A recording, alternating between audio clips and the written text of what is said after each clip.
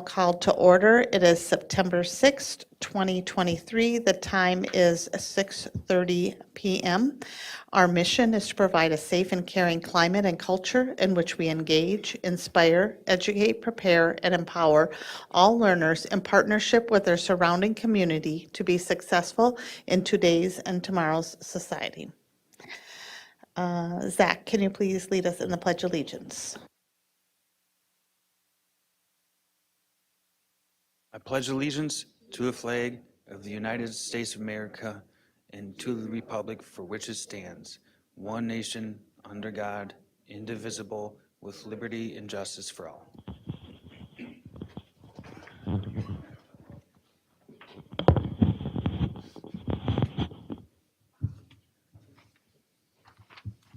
And then when you're ready, can you please call roll? I can. Scott Andresen, Here. Natalie Copeland, Al Dahlgren, Here. Zach Dorholt is here, Shannon Haas, Here. Heather Weems, and it's like Monica's not present at this time. The following cabinet members and staff are present at the District Administration Office: Superintendent Dr. Lori Putnam, Assistant Superintendent of Secondary Education Dr. Jason Harris, Assistant Superintendent of Pre-K 5 Education Nikki Hansen, Assistant Superintendent of E12 Education Services Dr. Mike Rivard, Executive Director of Community Education Adam Holm, Executive Director of Finance and Business Services Amy Scalarud, Executive Director of Human Resources and Labor Relations Tracy Flynn Bowe, Executive Director of Operations Gary Ganji, Executive Director of Research, Enrollment, and Assessments Donna Roper, Director of Community Engagement and Communications Tammy DeLand, Media Technicians Paul Novak and Gordy Scott, and Custodian on site is Evan Voss. Thank you. Then I'm looking for a motion to approve tonight's board meeting and work session agenda. So move. And do I have a second? Second. I have a motion by Scott and a second by Heather. Zach, can you call vote again? Heather Weems, Yes. Shannon Haas, Yes. Zach Dorholtz, yes. Al Dahlgren, Yes. Natalie Copeland, Yes. Scott Andresen. Yes. Okay, next we have the consent agenda. The consent agenda consists of non-controversial items that the board adopts routinely without debate. Any single member may remove an item from the consent agenda by requesting removal at the time the consent agenda is moved for adoption. On tonight's consent agenda, item A, approval of personnel staff changes. Item B, approval of monthly financial report for July 2023. Item C, approval of monthly treasurer's report for July 2023. Item D, board policy 506, student discipline as revised, third reading. Item E, new board policy 516.5, overdose medication as presented, third reading. Item F, Board Policy 419, Tobacco-Free Environment, Possession and Use of Tobacco, Tobacco-Related Devices, and Electronic Delivery Devices, Vaping Awareness and Prevention Instructions as revised. Item G, Board Policy 504, Student Dress and Appearance as revised. Item H, Board Policy 616, School District System Accountability as revised. Item I, Board Policy 618, Assessment of Student Achievement as revised. And finally, a doozer, item J, Resolution of School Board of Independent School District Number 742, St. Cloud Area Schools, Minnesota, approving the sale of the district's general obligation facilities maintenance bonds, Series 2023A, to the purchase thereof, authorizing the execution, delivery, and registration of such bonds, providing for the payment of and the security for such bonds, and authorizing and ratifying certain other documents and actions in connection therewith. At this time, does any board member wish to remove an item from the consent agenda? Okay, then I'm looking for a motion to approve the consent agenda as read. So move. And do I have a second? Second. I have a motion by Scott, a second by Natalie. Zach, can you please call vote? Do we want to? Yeah, probably. Monica, are you going to vote on the consent agenda? Okay, so let's recognize into the record that Monica Sierra Schwartz is now present. It is 6:35 p.m. And then Zach, can you call vote for the consent agenda? Al Dahlgren, Yes. Zach Dorholt, yes. Shannon Haas. Yes. Monica Shigera Schwartz. Yes. Heather Weems. Yes. Scott Andresen. Yes. Natalie Copeland. Yes. All right, thank you. We are next into our information items, just one information item tonight. We have the summer project status report presented by Gary Ganji, Executive Director of Operations.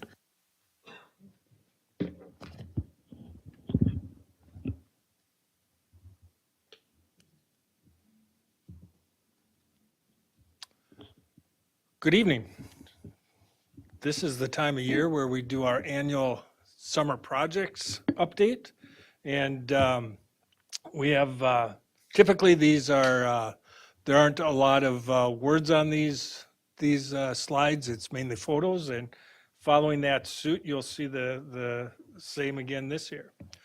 We're going to start out talking about restrooms. We saw some restroom improvements over the summer. Students returning to Lincoln and Westwood saw their restrooms reface. The photos on these slides capture the progression of the reface at Lincoln. I don't know if any of you had looked in the restrooms at Lincoln lately. Lincoln was built in the 1950s. The restroom you're looking at here was I'm colorblind, but it was a seafoam green. And we were able to upgrade it with a color scheme that's more in line with the 2020s. What green? Seafoam, yeah. You have to ask Amy what that means. She described it to me. Sounds very bad. Right. Right. Like most summers, we had some HVAC projects. This year it was at Discovery and Oak Hill and Apollo. Usually the photos we show for HVAC are pretty boring. They're kind of like the one on the right up there, but we did get a good photo this year of the boiler room, and it's just a little bit more interesting on that left photo. That photo was taken of the boiler room out at Discovery. At Apollo, this covered the C wing, which would be the south side of the building, which would be everything except the tech ed area. And also at Apollo, we had a partial roof replacement in the B wing, which would be the center of the building. Flooring. Have a few photos here of flooring for you. The flooring projects included Discovery and Telahi Media Center.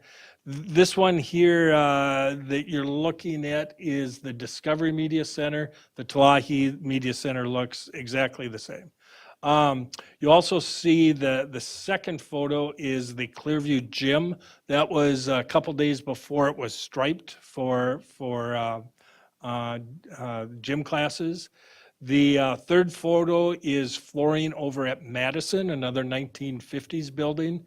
You can see how new flooring just really kind of brightens up and freshens up the and a classroom that we've been using for a number of years. And finally, the final photo is of a room on the south side of Apollo. We have a number of rooms that receive that flooring.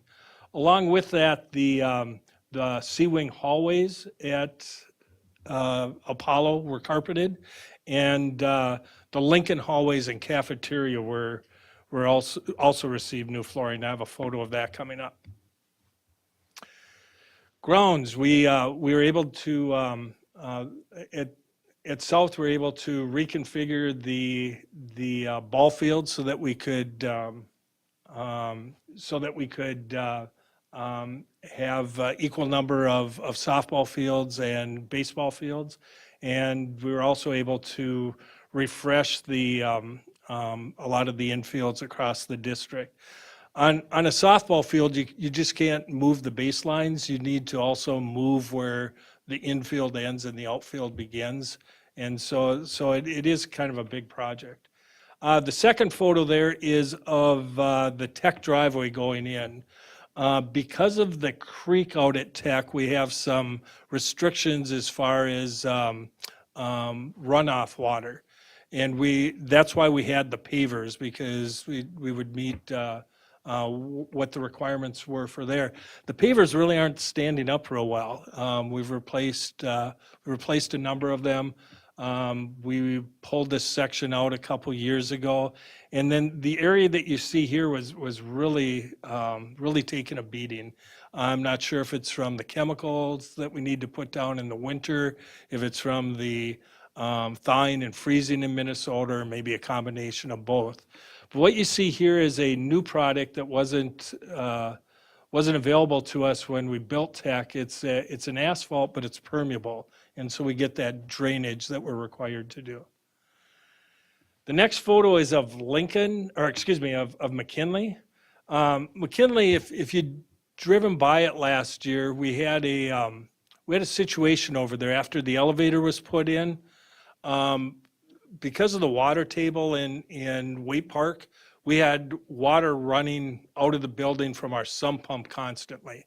And it has to do with the aquifers, and it's been years since I had my geology class. All I know is we had water running all the time. And if you go on Google and do a satellite view of McKinley, you can see how it stained the parking lot.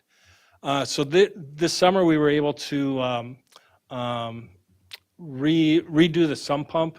So basically the water gets pumped up to the roof, out a roof drain, and then it goes in the storm sewer. And then what you see here is this is more cosmetic. We seal coated and restriped the parking lot so that it looks better now, and next satellite view will look much better.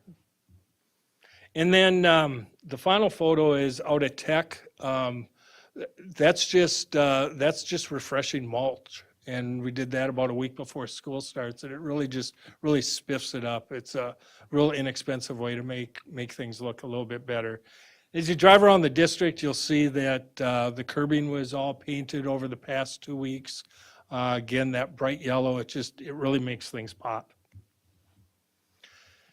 Space. What you're looking at here are two photos. One of the one on the left is at Tulahi. With our shifting of Lincoln and Tulahi, we made some new instructional space over at Lincoln, but then we stressed our space a bit over at Tulahi.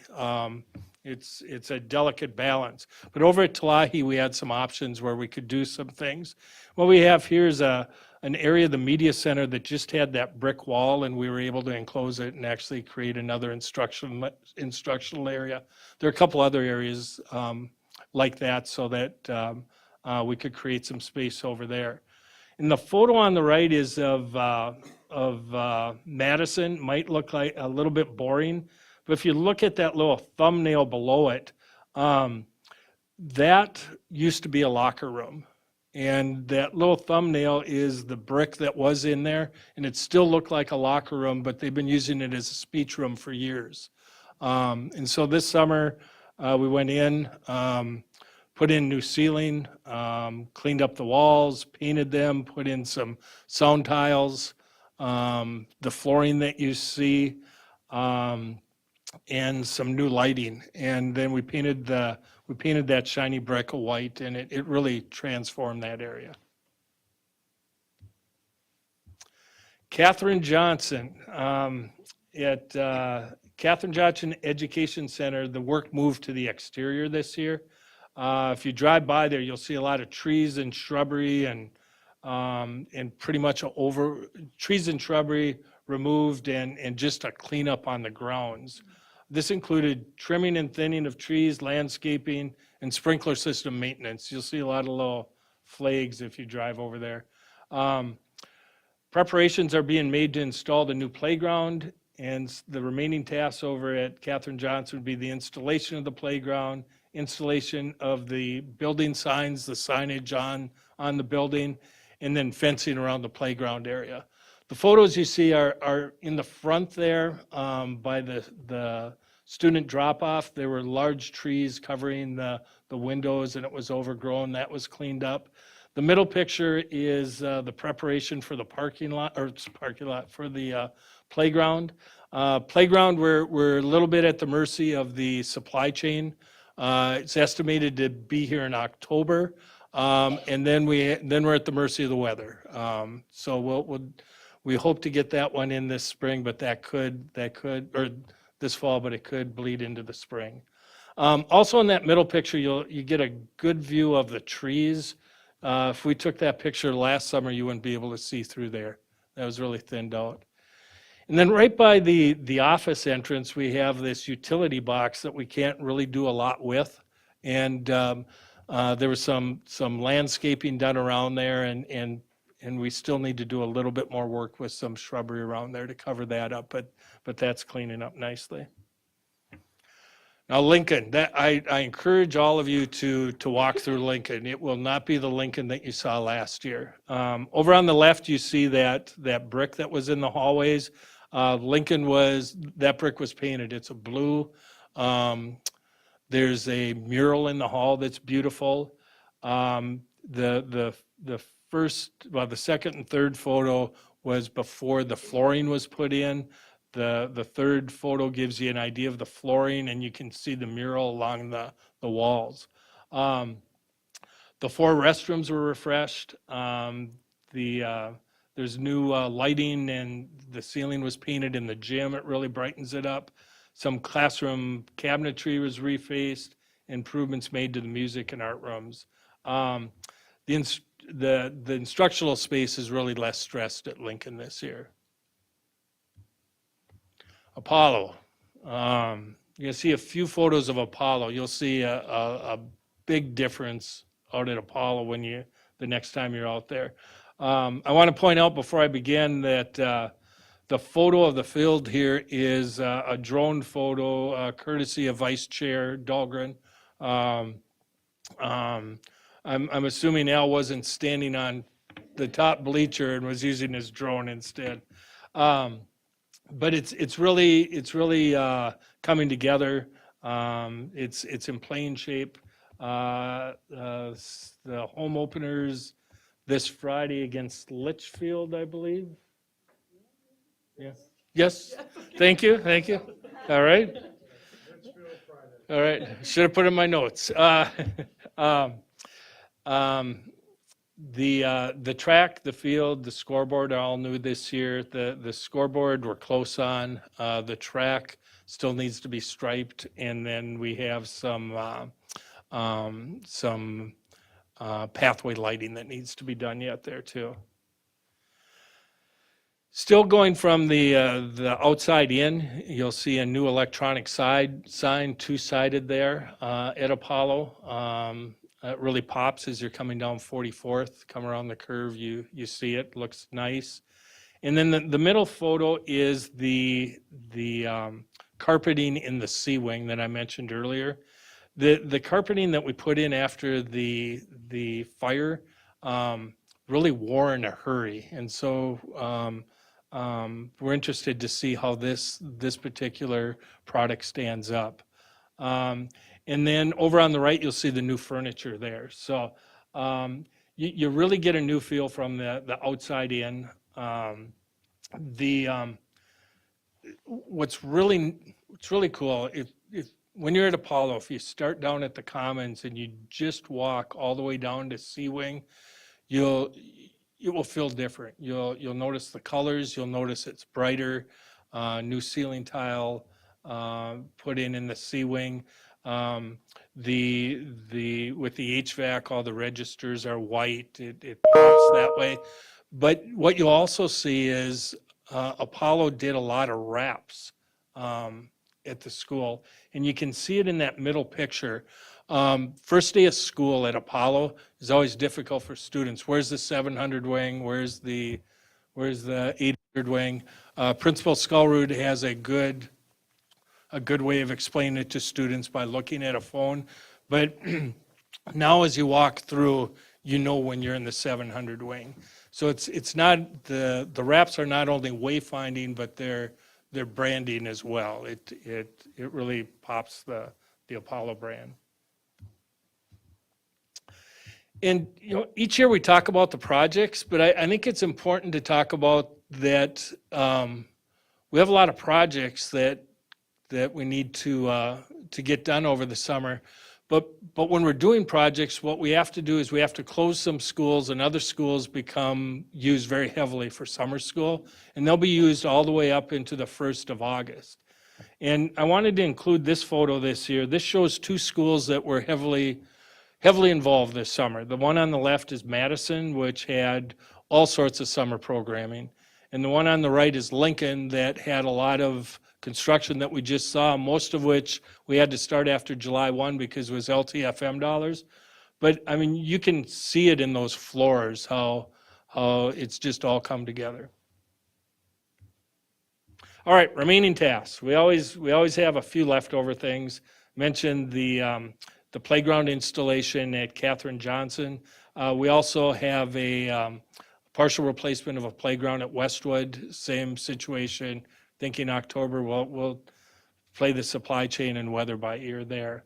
The sign at Catherine Johnson on the building, and then a fence around the playground once it's put in.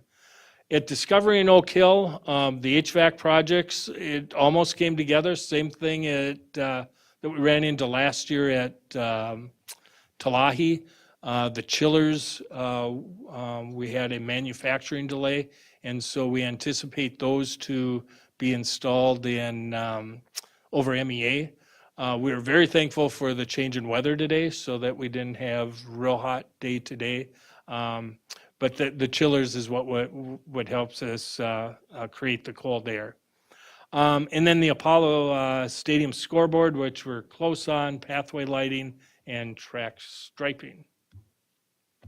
With that, I'll pause for questions. Wow. Anybody have any questions or comments, Scott? What's a chiller? Chiller is just where that's where the cold water runs through. So the HVAC system will still circulate the air, and the chiller will create that air conditioning.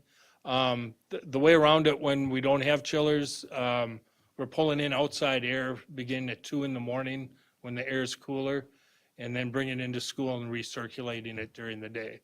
On a 90-degree day, that's a challenge. A day like today, it's much easier. Okay. I had the pleasure of open houses this past week, and one of the things I noticed is that over at Tech, we're 5 years into it, and some of the furniture and screens are showing some wear.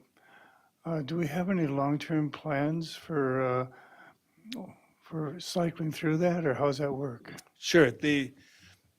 We have the LTFM plan that we've talked about for, some of those big repairs, but each school gets a budget each year, a capital budget, and they assess things like you talked about, screens and tables and chairs, and then they're able to refresh those types of things out of the capital budget. Okay, so there is money out there. Yes. Okay, we have Al, then Monica, and I'm sure Heather has some great comments coming about that artificial turf. No, I just want to take a chance to say thanks to the maintenance crews that have worked so hard all summer. If you look at where we are today versus where we were 5-6 years ago, and what our schools look like and what the grounds look like, it's just an incredible transformation. And they're staying on top of it. It's not easy to stay on top of it, and it's not perfect, but they're sure doing a good job of getting there, and they're very, very receptive to any type of direction that they may need to get them up to speed. But it's been great, and like I said, the transformation I think has been tremendous. And thanks to the COVID dollars, we were able to do a lot of things this year that we weren't able to do and wouldn't normally be able to do in the course of a year. So a lot of these projects, a lot of the big pieces of these projects were paid for through those dollars, and it's a great opportunity to have them. We don't want them again.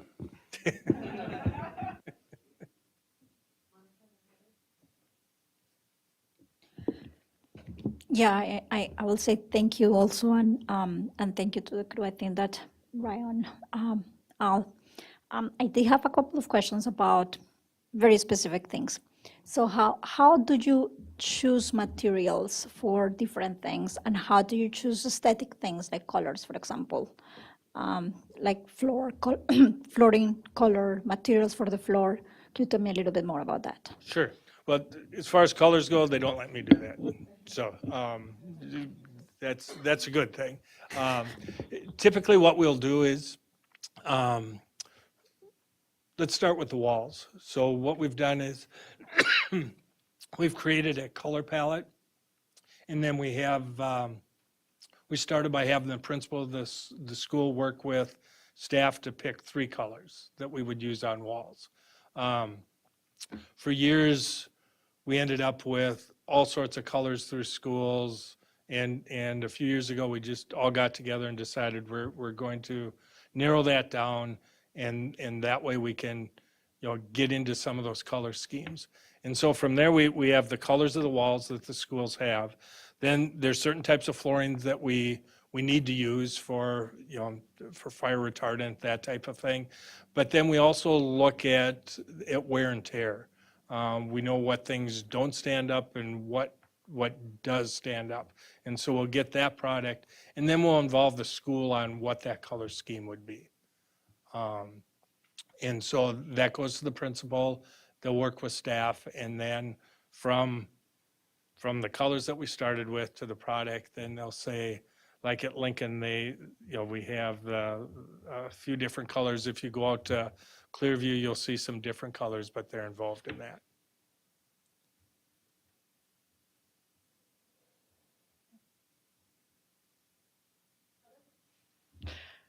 Gary, I just want to commend you and the staff and the financial folks for pulling it together.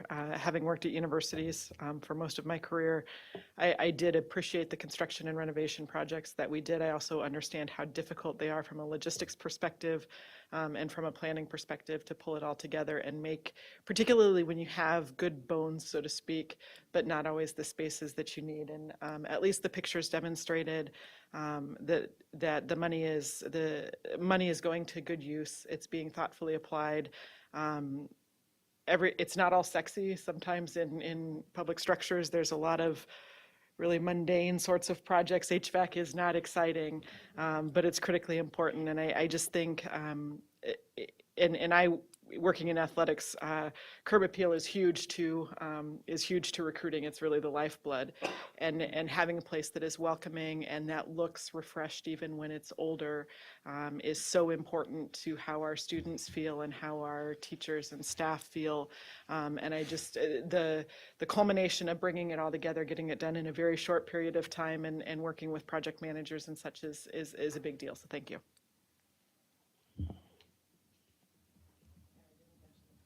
But it is beautiful. There's ribbon cutting going on September 22nd at Apollo, is that right? Will the board be up and ready to go, or how close are we, the scoreboard? We're hoping it's ready for this Friday, but it Okay. will for sure be ready. Okay. And it's very similar to what Tech has? Yeah, it's a different brand, but similar. Okay. Okay. The pictures were awesome. Thank you. And Any- I just want to mention that I'm just presenting. There are a lot of people involved in pulling this together. Amy, Mike Spanier, all the workers are buildings and grounds folks. So, yeah. Okay, well, thank you. That was excellent.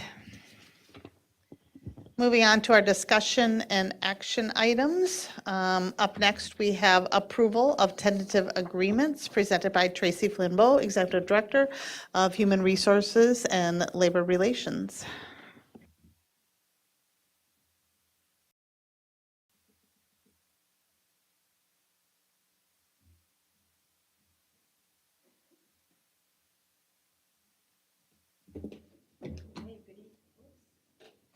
Good evening, Chair Hawes, Superintendent Putnam, and board members. I'm happy to be bringing another employee group forward for a 2-year wage and benefit package. The group that we're reviewing this evening is the non-represented exempt employee group. As you can tell from the title, this is not a collective bargaining group, but rather a group of our non-represented employees, and these are our salaried staff. We've brought forward for your approval now 6 of our 8 non-licensed hourly staff groups, and this is the first of our salaried groups. Typically, this non-rep group would come later after we have concluded bargaining with some of our other salaried staff. But because there were some really significant realignments that needed to happen with this non-represented group, particularly as part of the restructure, we reviewed that with the Personnel Committee and felt it was important to bring this forward earlier than later for that clarity Tracy? that was needed. Can you give a few examples of salaried staff? Because it isn't, it's not executive staff, it's, I can, and so attached to the handout that you all have and that you see up on the board is really all of the staff positions that are in this group. There are 68 positions in this group, all full-time positions. We have both school year positions and 12-month positions. Our school year positions, as you can see, are largely positions that are in direct support of our schools. So we have, for instance, our educational equity outreach coordinators, our deans of students, mental health advocates, activities coordinators at the middle school level, board certified behavior analysts, and so on. We have all of our license coordinators that support our learning and teaching work across the district in all of their specialty areas. And a new position this year is our administrative deans. We have 3 of those, which is similar to a position we had previously called an administrative intern. And so those are all the school year positions. In addition to those, we have our 12-month positions, which are largely operational positions across the district. So you see coordinators that provide services in both the business services department and human resources and in special education department. We have program supervisors that you can see in equity, health services, community ed, adult basic education, the welcome center, and teacher development. Then we have our operational department supervisors, and those are custodial and maintenance, facilities and projects, nutritional services and transportation, and then district level supervisors include 2 human resources supervisors and the controller that works in the business and finance department. So part of the work was getting to this chart. This is a group of employees that has grown over the years, and because they grow every 2 years, we write these guidelines and we put these positions in, and then they change. So it was a chance to really realign them by level of responsibility and to have more discrete salary ranges that were better reflective of the marketplace for these positions. And so you see that in the chart. To review the proposed recommendation then for board consideration tonight, the administration is proposing a 4.25% salary increase for employees in the first year, increases in longevity levels to $1,500, $2,500, $3,500, and then adding a 20-plus year step at $5,000 to be more consistent with our other salaried groups. Increasing the district's single insurance contribution to $615 per month, as we have seen in our other groups previously. Adding the Juneteenth holiday for our 12-month employees. There are a number of employees in these groups as we made the pay levels more discrete. Instead of a broad pay level that covered a lot of positions, we made more discrete pay levels that were market driven. And so some folks will be at the top of those pay ranges at this point. And if you're at the top and not making an increase, there are one-time payments of $1,500 for those individuals. And as I said, realigning the pay ranges and the contract days to market and resetting salaries as required. In year 2 of the proposal, we're suggesting a 2.5% salary increase for employees, and again, the one-time payment for redline employees receiving no increase. The total 2-year cost of this package is 7.56%. And again, I want to thank the board for dedicating some additional resources to this group to help us make the readjustments and the realignments that were required. So I'm looking for a motion to approve this 2-year package of wage and benefit changes for the non-represented exempt employee group. Second. Okay, I have a motion by Monica, a second by Natalie. Any discussion at all? Scott? I noticed that the longevity stuff, you had a 5 to 9 year, and some of the hourly stuff, we were throwing in a 3-year longevity. What was the decisions regarding that?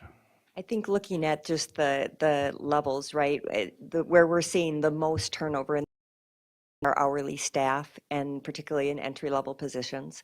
So I think that 3-year step was more important in those groups. The longevity steps in this group align closely with the principal's bargaining unit and with the director's bargaining unit, and we don't see that same turnover at the 3-year marks in these kinds of groups. Any other questions? Okay, Zach, can you call vote? Monica Segura Schwartz, Yes. Heather Weems, Yes. Scott Andresen, Yes, Natalie Copeland, Yes. Al Dahlgren, Yes. Zach Dorholtz, yes. Shannon Haas. Yes. Thank you. Okay, then moving on to a discussion item, we have impact of legislative changes on school resource officers in ISD 742, presented by Superintendent Lori Putnam. Thank you, Chair Haas, board members, good evening. Representative Perryman, good evening. I suspect you're here to hear this conversation, though I'm sure you're also intrigued by our updates of our buildings and grounds. No.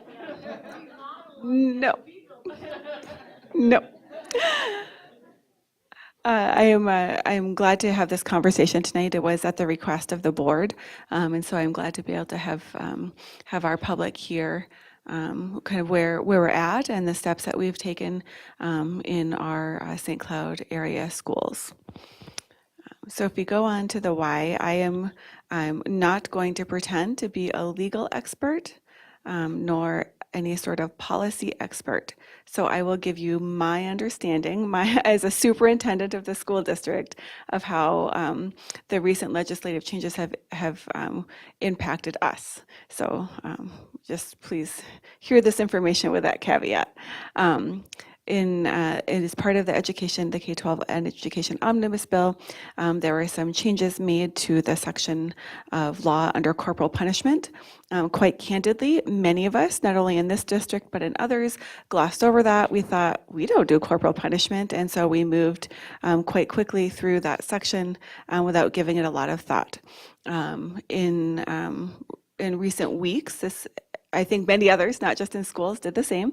So in recent weeks, we started to understand in many different arenas that those legislative changes brought about some change in how school resource officers were defined, which would be as agents of a school or a district, because we contract with them and we pay a portion of those salaries. And under the legislative changes, agents of a school had different restrictions and use of force expectations. Those use of force expectations said that we aren't allowed to restrain in any manner that might impede a student's ability to breathe. So putting pressure on chest, back, neck, shoulders, and so forth. And so school staff and school resource officers, as well as anybody else paid by the school district, were subject to those expectations. The concerns were raised first by our law enforcement partners around the state, and then we saw about a week and a half ago, perhaps, some clarification from the Attorney General regarding that use of force, and the statute. And what changed there was that it got remedied to say if there was a potential of bodily harm to self or others, that we were allowed to use the appropriate restraints. I would like to say that in this district, we have long trained on CPI, which is a protocol for restraining students that very carefully and clearly trains us how not to use force in a way that would ever restrict a student's breathing, that is designed to minimize the potential of injury for students. All of our administrators, our behavior and support staff, all of us sitting at this table, anybody who may be called upon to intervene in a situation where force or restraint could be possible has been trained in that, and we take a refresher every 2 years, so we maintain our certification. So in this district, we do have very clear protocols and very, I think, consistent use of force procedures, and we always report our use of force and then debrief after. So I just want to be super clear with our public and this board that that's the training that we have, and that is what we follow. Talking to our police partners, what seems to be the crux of the concern was that as SROs, they were being asked to function under different. I don't know the policy. They have 609 something or other. There's a number that the police can rattle off the top of their head that will tell you that use of force policies, and they were being asked under this to use different. To follow different expectations. So that was the concern around their training as police and law enforcement, and then how that could look different in schools. So my job here is not to explore pros or cons of either side. Mine is to explain the changes of the law and how it impacts our schools. So those are the crux of the issues, and our city attorneys, not only in this area but around the state, are giving advice to law enforcement, and they are the ones making the decisions about what happens with law enforcement and the joint powers agreements. So it is not my decision, it is not the decision of this board nor our principals. In fact, I received a letter from the mayor of St. Cloud on Friday afternoon informing me that they were indefinitely suspending the joint powers agreement, and that we're breaking that or pausing that joint powers agreement, and then our other surrounding communities of Waite Park and St. Joseph also did the same. Having said that, our primary goal, not only in this school district, but as law enforcement partners, is the safety of our students, staff, and families. One of the silver linings of these conversations are that while I never had that doubt in my mind, it is only affirmed for me 100% that is where our law enforcement partners are with us. They are committed to doing what they need to do to maintain the safety of their officers and also of our school communities. And so while they have paused our joint powers agreement, they are still present in our schools, and I'll talk a little bit about what that looks like now for those of you who have not been on our grounds recently. But first, I want to start back a little ways and just emphasize that school safety is primarily about relationships. If you work in a school, or if you are a national security consultant, we all know the same thing. It's about the students feeling safe and comfortable to be able to say, hey, I heard this, you should know. And then the adults can act on it. Or an adult being able to say, Mike, what's up? You look different today. Is something wrong, right? And opening that space for conversation. That is what we rely on as the foundation of school safety.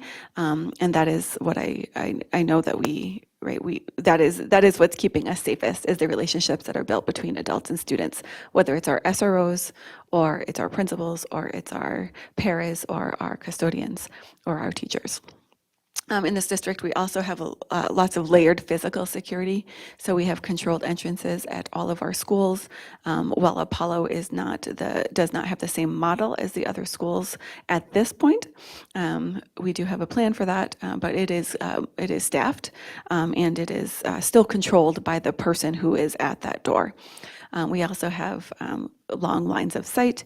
We have a badge system so that all of our staff are easily identifiable. Our visitors are scanned in by Raptor and they get a badge also. So any adult in our building can be clearly identified as someone who is safely and appropriately there. We have incredible camera systems, and so and communication systems, and so I don't want people to think that we only depend on school resource officers to keep ourselves safe. That is not true. However, having a school resource officer has been beneficial, and our students consistently for years have said on the climate survey, I think the lowest response, positive response, is sitting at 84% that I've ever seen. Typically, it's over 90, where our students say on 2 different questions that they value school resource officers in our schools. Primarily, I think that's because of the relationships that they build, and they are trained differently. If you've been in a school setting and you've had a police response from a school resource officer versus a patrol officer, they look very different, and they should. That's our SROs are designed to respond differently. Knowing that the city was letting our chiefs know that they need to sever the joint powers agreement, they have still committed to provide safety and security. And so we have community resource team officers assigned to our schools. The chiefs of police, one of their primary duties is to assign resources as needed to maintain public safety. And I will speak directly about St. Cloud at this point, which is where the majority of our schools are. Chief Oxton has determined that there is a public safety need at all of our secondary schools during arrival, dismissal, and lunches. So if you are on our campus, you will see uniformed police officers on campus every day during those time periods. They could be there other times also, because we also know that our law enforcement partners, formerly school resource officers, stay busy.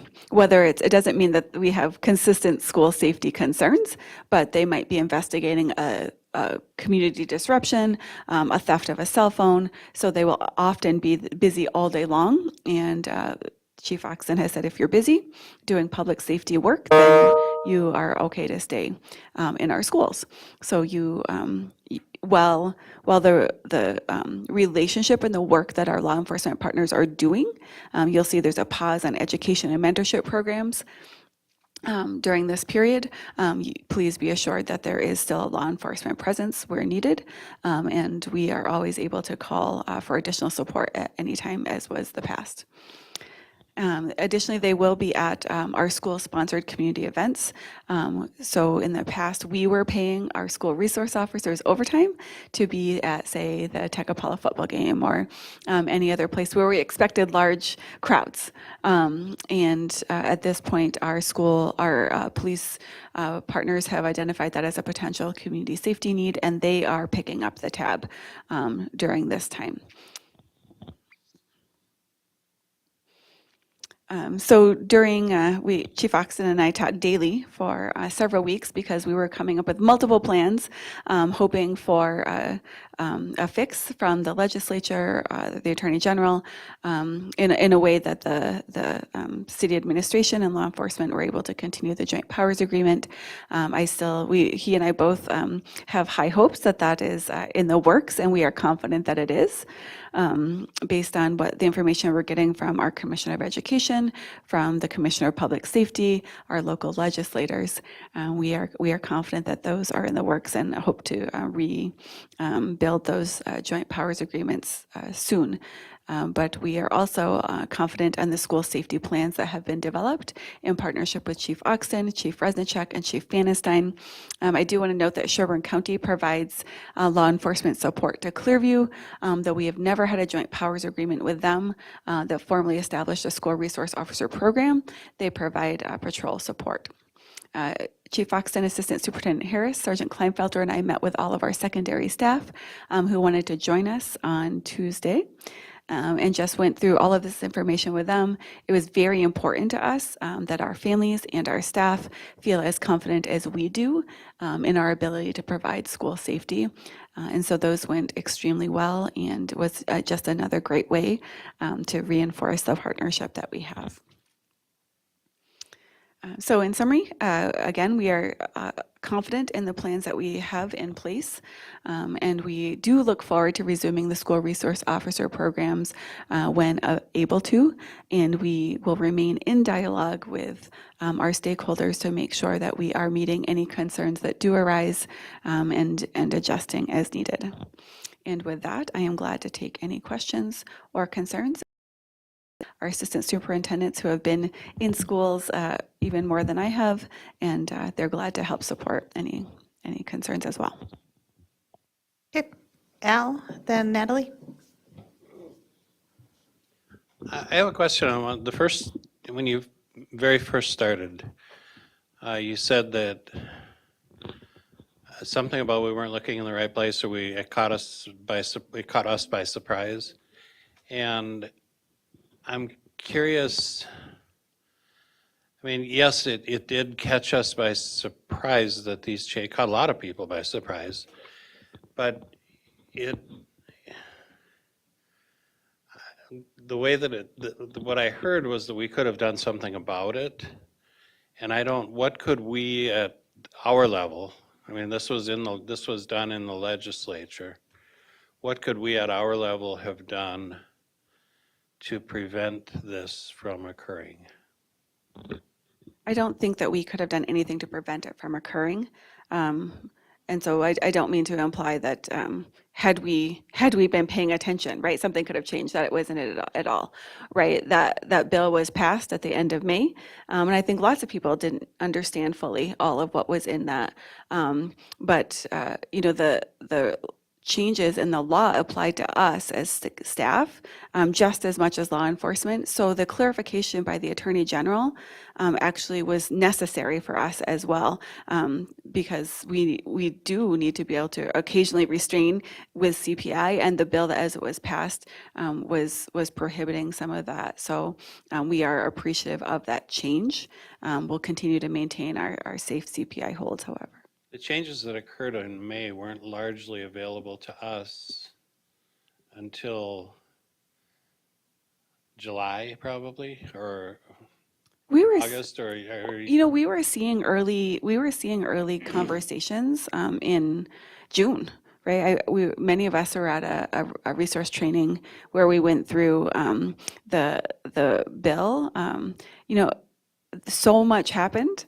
I think our focus largely was on finance, understanding that some of the employment changes around unemployment insurance.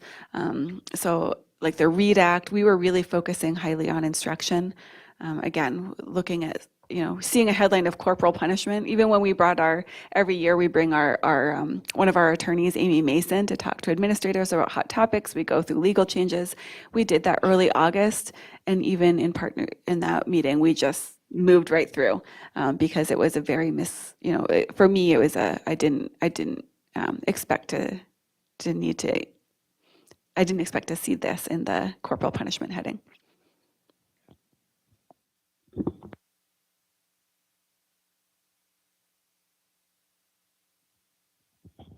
Thanks, Lori, for that, or Dr. Putnam, for that overview. I was just trying to do a semi-deep dive into kind of how it's all gone over the summer and reading all the articles, and I know Governor Walz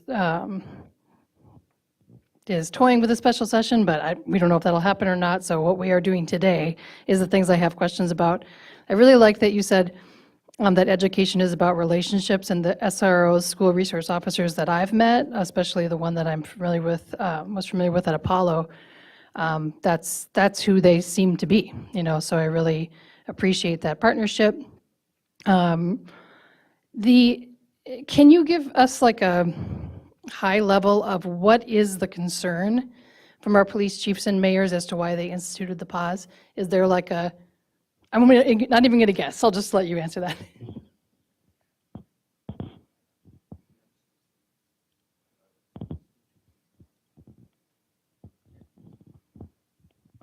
Maybe I can help answer that.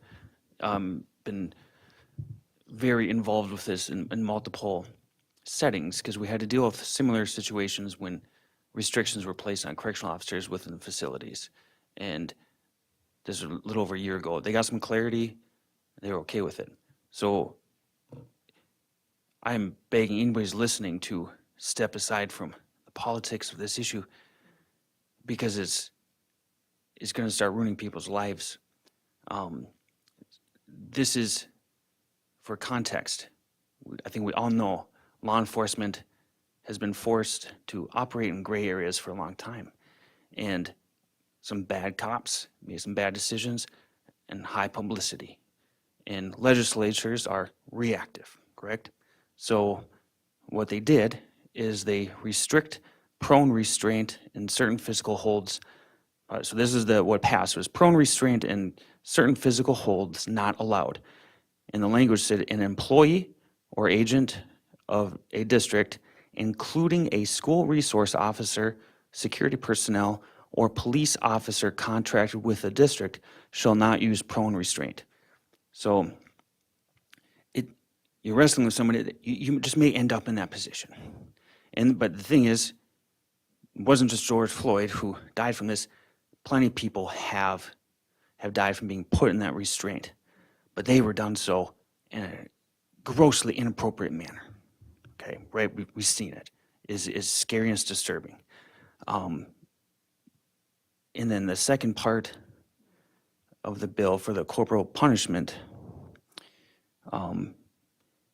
So they basically, once again, added, so an employee or agent of a district, including a school resource officer, security personnel, or police officer contracted with the district, shall not inflict any form of physical holding that restricts or impairs a pupil's ability to breathe, restricts or impairs a pupil's ability to communicate distress, places pressure or weight on a pupil's head, throat, neck, chest, lungs, sternum, diaphragm, back, or abdomen, or results in straddling a pupil's torso. Right? Our staff knows to do that. We know they are trained well. But the language said school resource officers and police officers. So they're left asking, okay, now what? What do we do? And that's a fair question. And they're scared. They're scared of being involved in lawsuits because this is a hot topic. And it can be addressed. Law enforcement just wants to be removed from that language. School resource officers and police officers, just stricken from that bill. But when people talk about it, right, we all go to worst case scenario. We think about George Floyd and the others, right? I can't breathe. And that's what's in the mindset of some people who were very, very adamantly wanting this to happen. So here we are, law enforcement says, well, what do we do now? We rely on them so heavily.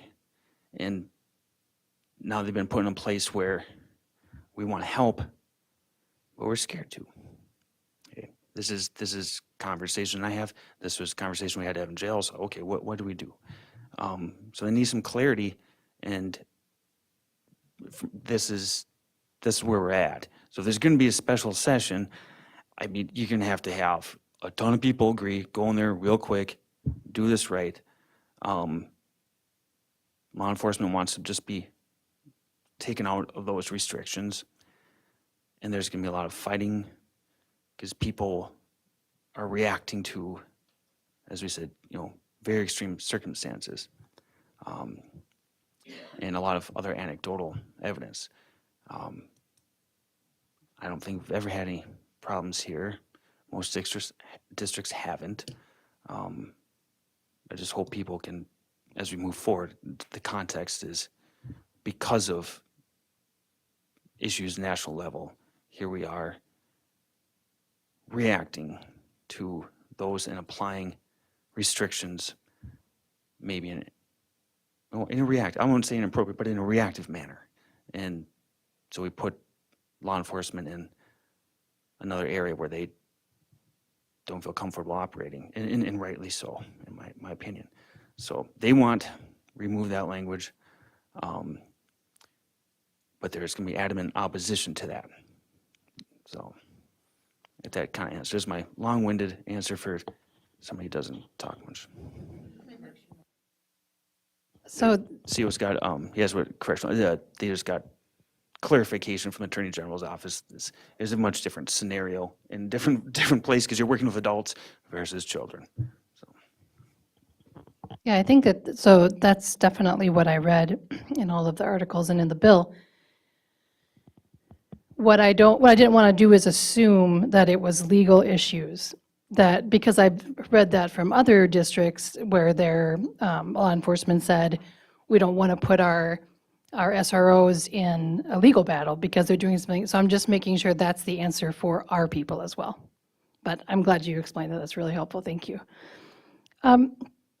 So what is happening to the money that we currently are contracting and paying to SROs? I'm imagining that's paused at this time, but what are our plans there? Are we just kind of waiting to see what unfurls? Okay, and not really making decisions right now on that?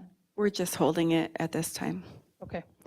And then I know you talk a lot about the education that school resource officers do in our schools. Can you talk a little bit about what that usually looks like and if we need something instead if this elongates? Yes, thank you. And that's something that we talked about with all of our secondary staff yesterday, because it came up the first few, and then we finally just realized we just better be proactive. Our partners always do two groups called Keys and Prize. Now, I might need my help from my friend Jason over there on Keys. I know Prize is a group that's run concurrently with our mental health advocates or mental health staff and a law enforcement or an SRO for our students who either have or had incarcerated family members, parents specifically. I don't know, what is Keys, Jason?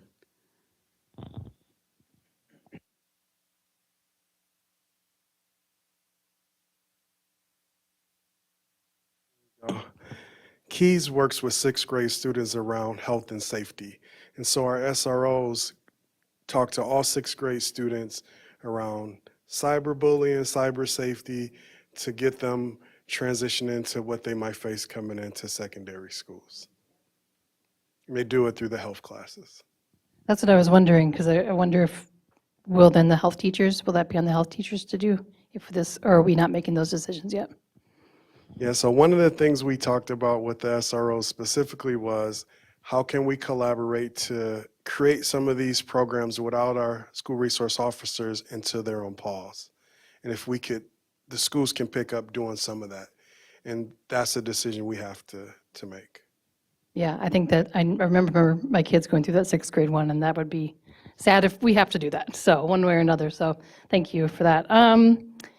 So the CPI training, which I've understood before, you're telling us who gets that training. Is that also SROs that get that training? Okay.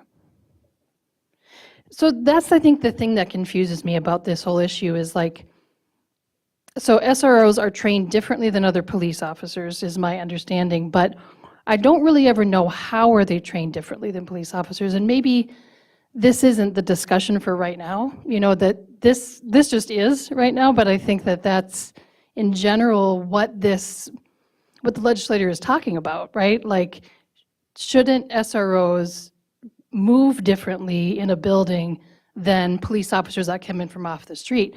And that's what my understanding is, that they're saying if they're contracted, not if they are police officers coming in that are fully uniformed, which we have now. So, it seems to me like if best practice, excuse me, is CPI for the rest of our team, what would be so different about an SRO having that? Because from my understanding, an example that was given in one of the articles is, what if someone comes in one of our high schools, even through our secured entrances somehow, and someone needs to basically stop them from being in there? And one of the folks that were talking about it in law enforcement were like, okay, should I grab him? Should I, so this is kind of the issue, but the confusion to me in this question lies, if we know what's best practice for kids and for schools, why don't we then say that's also best practice for our SROs? So that's my confusion. I think that's a fair question, and one that I am glad to answer in the moment to the best of my ability. I think our school resource officers, certainly they're trained as police first and foremost, right, in terms of how they respond. However, our school resource officers are, they do joint training with us as administrators, right? Because they are not there for discipline, right? That is our job. Like our job is to break up fights, or if they occur, right? Our job is to de-escalate. Their job is when we need help because of a situation has gone beyond what we can manage physically, then we invite them in, right? They only step in when we call them. So I think they're like often their presence will de-escalate, right? I think that their relationships de-escalate. When we ask them to engage physically, it's because our CPI work isn't cutting it any longer. And we need someone to step in with different training to keep either that student or the people around them safe. And so that would be the distinction that I would make, is that they're responding. And I still think they respond potentially differently than somebody off the street because they still know us, right? They still know the kids. They know the administrators who have asked for help. And I think that there's just that relationship, that familiarity, right, brings another level of empathy and compassion. That honestly is what is the most frustrating to me about this whole thing, because we don't have, I mean, we still have police officers in our buildings, but they're not the ones that know the kids at this point. So if anybody out there is listening from the legislature, like, this is actually putting what you don't want in, we're actually in a worse position, in my opinion, than we were before this. So I understand what they tried to do, but I think sometimes legislature makes decisions for schools, in my opinion, that when you walk it out, it's like, wait a minute, that actually doesn't work. I think this is one of those, unfortunately. The use of force, so thank you for that answer. I think, what's the line between CPI and what was read in that bill? You know, like, is there anywhere in between that? Or after CPI doesn't work, is it going to the two holds that were talked about? And is there anything in between, I think, is my question. Like, I asked this a couple years ago when we were talking with the chief. What is special about SROs? What kind of training is special to them? Why is it that we need SROs versus more mental health counselors? And that's still some of my question today. And especially because of this bill. I know we aren't going to answer that right now, but that's my question. The use of force being different in schools than in the community, different for our SROs than for regular police officers, I think is a right discussion to have. Like, I think there's nothing wrong with that discussion because of those relationships that we're trying to build. So when we hopefully are able to unpause this joint powers agreement, that's something that I would like to see discussed, is what is the difference between what our SROs do versus, for instance, when we had the fight at Tech, that those officers that came in that had to not de-escalate at that point, but keep harm away from students. So it's a little bit of a difference there, and how do we delineate that? So I hope we do get unpaused, and I hope that we can get some guidance from our state. But I also think this is a really important time to just say, hey, what are we doing, and is this the right thing? And I know you're always open to that, so thanks for having this discussion.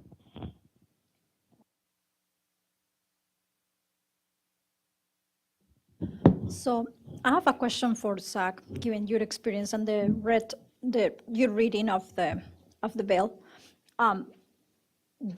In your opinion, would that be fixed, taking that line out about the police, or is that what you're thinking, that is what the police departments want, that line gets out and that will fix it, or not really?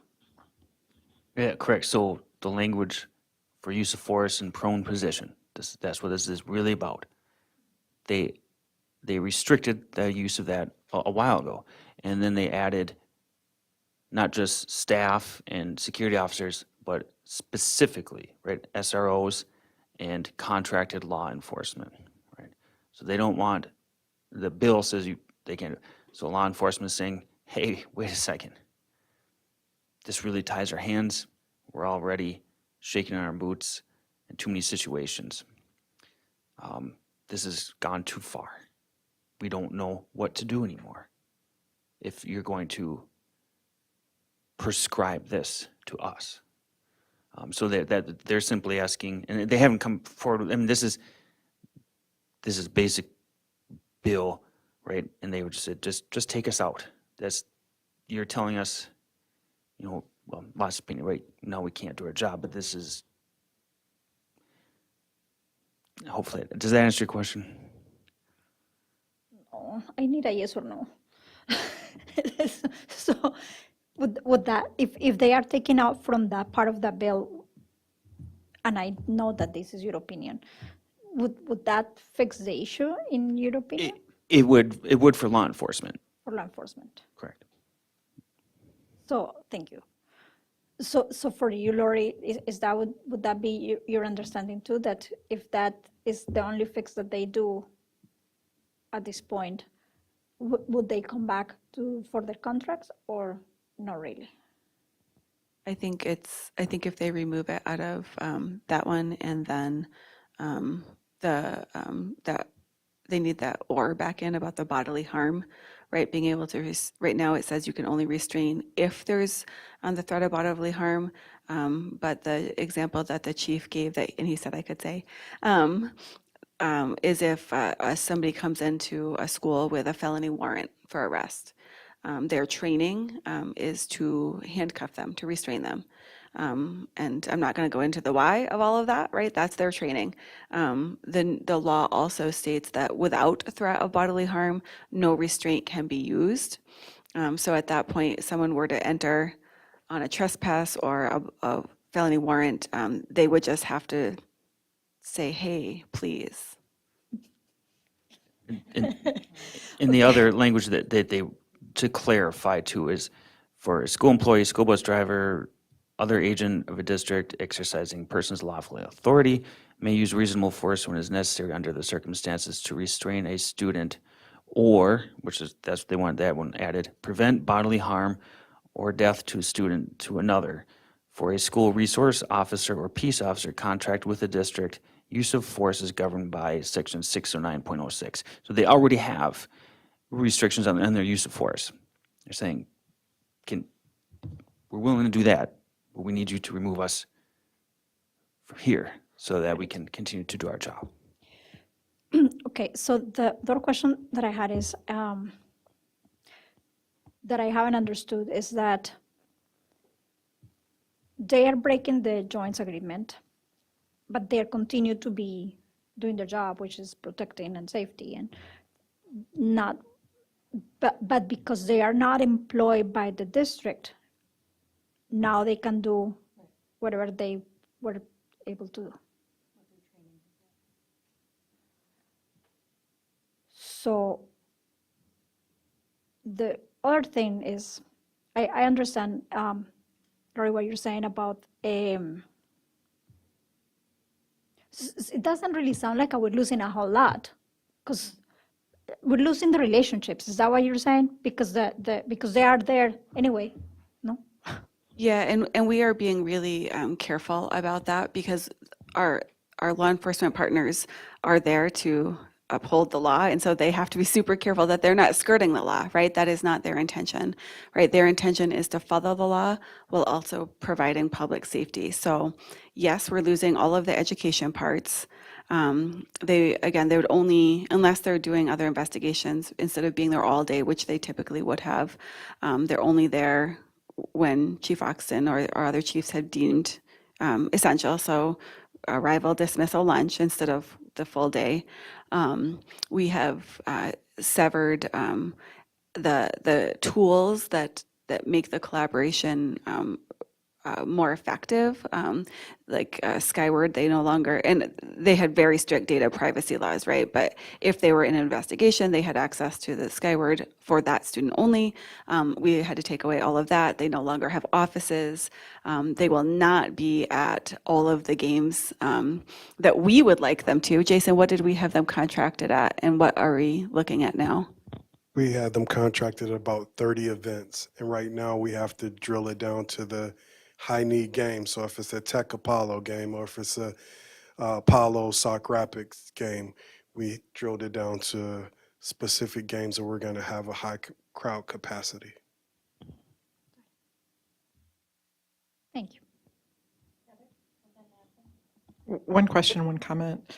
In terms of the financial implications, obviously, you have said that you will just hold that money in reserve. Is there any, by the chiefs, is there any concern? I mean, obviously, that was supplementing their budget or providing for those services. Is there concern about their ability to retain that? And when, assuming that there is a fix to the law, will those people still be available and interested in coming back?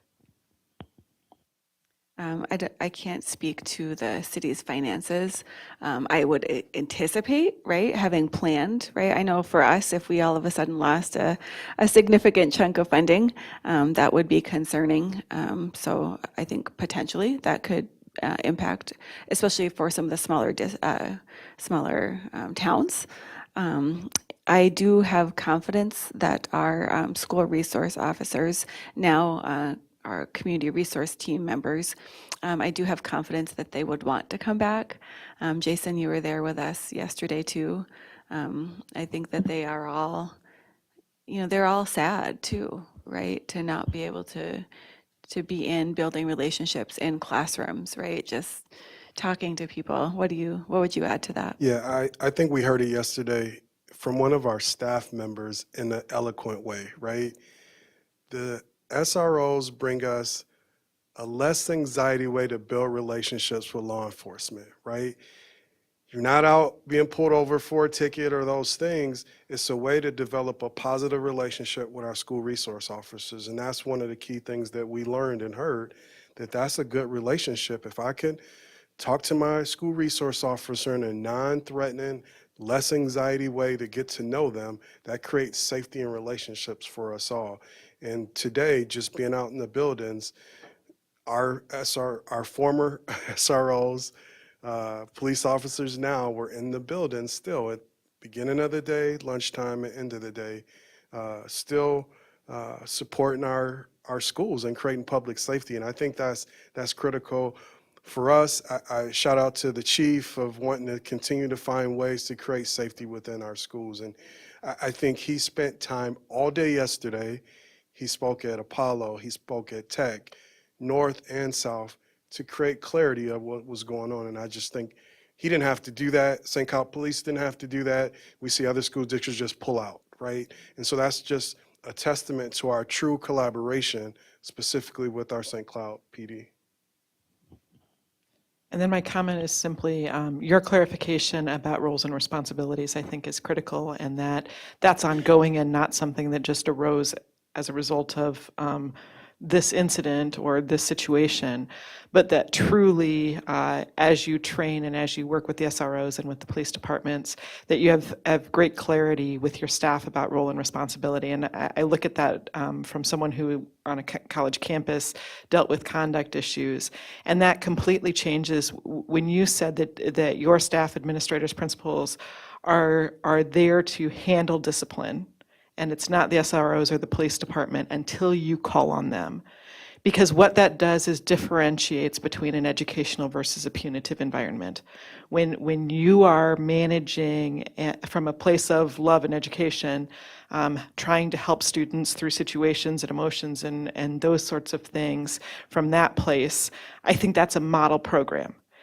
When it gets to the point of calling them in to assist, then it looks a little bit more punitive, but that's as a last resort, only at the point in which you as educators are no longer able to control or keep either that person or those around them safe.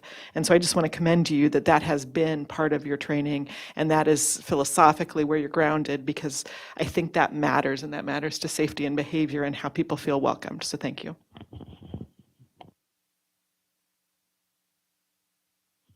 Natalie? So that's really sad to thanks for sharing that, even though it's sad. One of the other articles said that or was it our article that said that there's going to be patrols? Increased patrols, am I making that up? Around game times, that they can't have maybe this is another school district, but I'm just wondering if that might be an option. If we can ask Chief Oxton just to, when we have any games that aren't contracted, that they could do patrols in the area, just so they're right there. He said, do you want to take that one, Jason? He did say that if there were games where there was no coverage, that he would inform the patrol and just to be on alert. And if, they would swing through if they could, unless they were on another call. But I wasn't making that up. Okay, great, wonderful. Thank you. I also thank you, Jason, Dr. Harris, for really explaining that anxiety, student and staff around police, and how this is really another way that we are building relationships. And from my understanding, am I correct in saying that when we had SROs, they were not fully uniformed, and now all police are fully uniformed in our schools? Typically, the first couple of weeks of school, they're in uniform, right? And so now they're always in uniform. Okay, so that's the difference. Thank you. Also, I'm really thankful to SCPD for, you said they're footing the bill for, wow, and they're already getting less money from us. Okay. I mean, this is a tough issue for me. I've spoken very candidly about this issue, especially after George Floyd's murder, but the education I've received from you and from our schools as to how the relationships are, and that's not in every district either. Like, we got to be real about this, because in other districts I'd be like, get them out of here, but we have really done everything we can for relationships. So, if we need to send that staff down to the legislature to say this is why in St. Cloud school districts we need this issue, then yeah, thank you for this discussion. I appreciate it. I just want to also give a shout out to Gary. He's back there quietly, but he has for years been instrumental in helping develop that joint powers agreement and that training, helping us as administrators with that clarity that Heather described about, our role, their role. And so he's organized those and passed. And so I just want to say thank you to you, and also to our Commissioner of Education, right, who has been here for years and helped foster this program. So I know that he's out there understanding at least what happens in this district, and supporting us in that way as well. Here's the highlight. You have 2 alum. The chief is Apollo alum. Assistant chief is a tech alum. Now tell me how that's just sweet for us. They were in our schools, they went through our systems, and now they're supporting and keeping us safe. Okay? Yep. A lot of times when our district is used as a model. So that's another thing that I would like to say, if anyone's listening from legislature, is like, I haven't always agreed with everything we've done, but I agree with the way we're doing it, and it's delicate. So if there can be some look into what schools have great relationships and how, the ones that just pulled out versus the ones that were doing what we're doing, I think the legislature it would behoove the legislatures to look at case studies, because maybe there's some guidance that can be given to other schools that don't have what we have. Okay. Thank you for that discussion. This was very informative, and kind of proud of all the partnerships in this community. So thank you.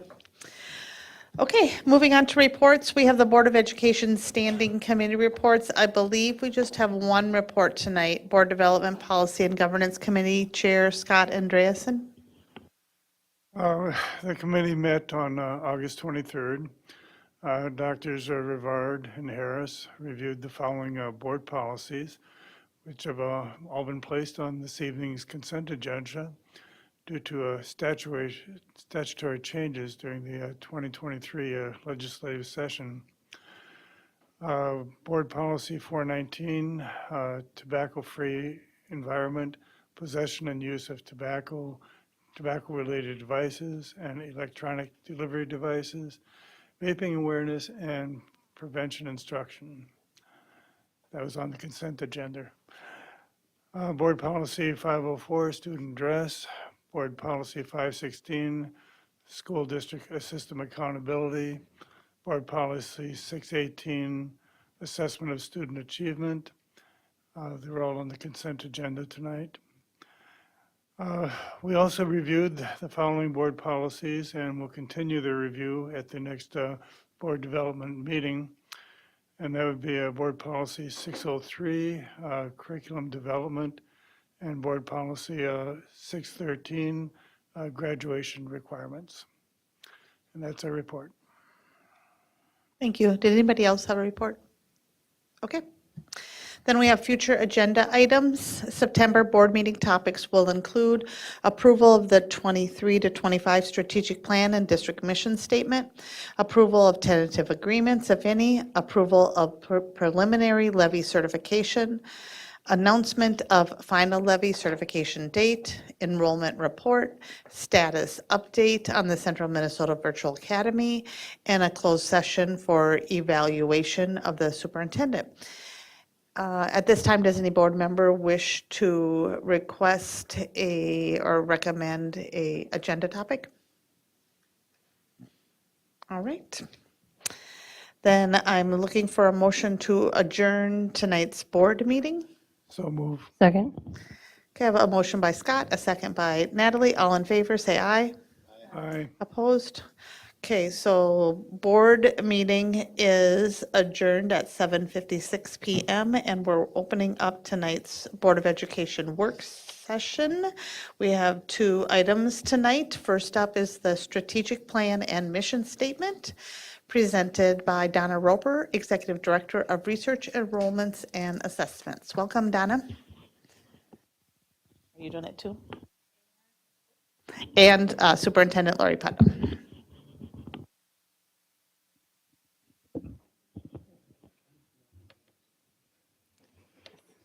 Thank you, Mike Rivard. That's right, and I'm about to talk about teamwork too. It's part of my introduction, so we're modeling it right here. Good evening, Chair Hawes, members of the school board, our listening public. Tonight, we are excited to review progress on our 2022-2025 strategic plan. As you'll recall, we do have a 3-year rolling plan, so we're going to recap that one, and then we'll also present a recommendation for the 2023-2026 strategic plan as we place our focus on improving academic outcomes for students. And those goals and strategies will be outlined in strategic area 2 as well as others. In these recommendations, you'll hear some of my and our vision and priorities for the upcoming year. We have shortened this presentation, so we invite you to ask questions at the end. And I just want to acknowledge, much like the other conversation about SROs, while only a couple of us are presenting tonight, this work is done in partnership with our cabinet, our district and building administrators, school leadership teams, staff, families, and students. And just for this team's awareness, I always address my internal communications to our staff as to the 742 team, because that's how we are. We are a team, and that's how we'll accomplish great things together. The first, we always begin when we're looking at our strategic plan with our mission statement. And this is particularly important because at the next board meeting in September, as is required by board policy, we'll be asking this board to vote and renew or redesign the mission statement. It is our administrative recommendation that we continue with this mission statement as it remains, as it stands. It was designed through a full community process.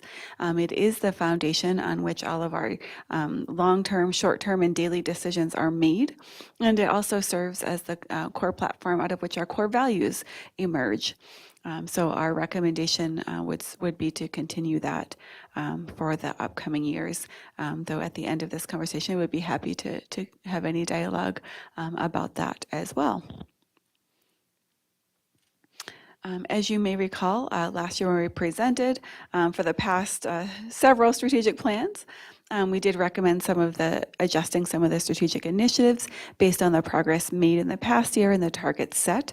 And you will see some shifts this year and where we're looking to put some of our focus based on some of the things that we've accomplished and some of the needs that we are seeing in our data. While we continue to work on our strategic plan, our aim is to bring you a more comprehensive measurement plan, which you will see this evening, thanks to Donna Roper, as we work on focusing on our instruction that produces positive outcomes.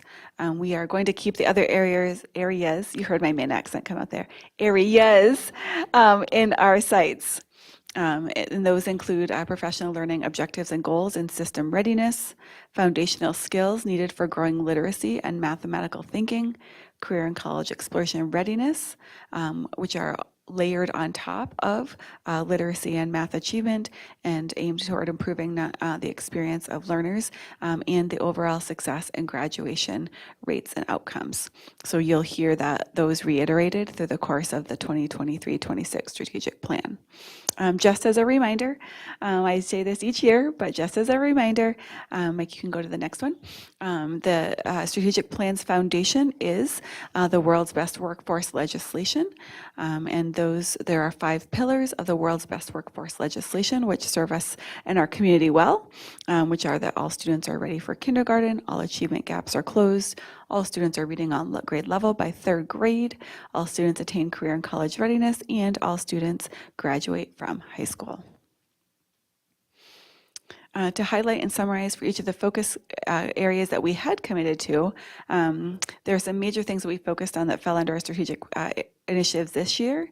And those are up here. You can see in each of the strategic focus areas what we did prioritize, and we'll be talking about those specific outcomes in the upcoming presentation. So I will turn it over to Donna. Thank you, Superintendent Putnam. Good evening, Chair Hawes, board members. I'm super happy to be here presenting our strategic plan update. I do this with a lot of humility. There's so many people working and doing amazing things, and I get to be the person to highlight some of the progress and some of the next steps. And this isn't everything by any means, but this is some really good stuff. I'm going to just talk briefly about our action plans, our outputs and outcomes, and then some of our next steps on each of the goal areas for the 22-25 year before we go into the 22-26. We said we would continue focusing on student advisories. I don't know if you recall, last year we did a lot of work on staff engagement, positive climate with staff, and the happiness advantage. I want you to know that we continued working on positive climate and culture with staff, but our focus area for this objective was to expand opportunities for student voice. So we don't drop doing that really good work that we did the prior year. We keep it and then we add, and we've added this.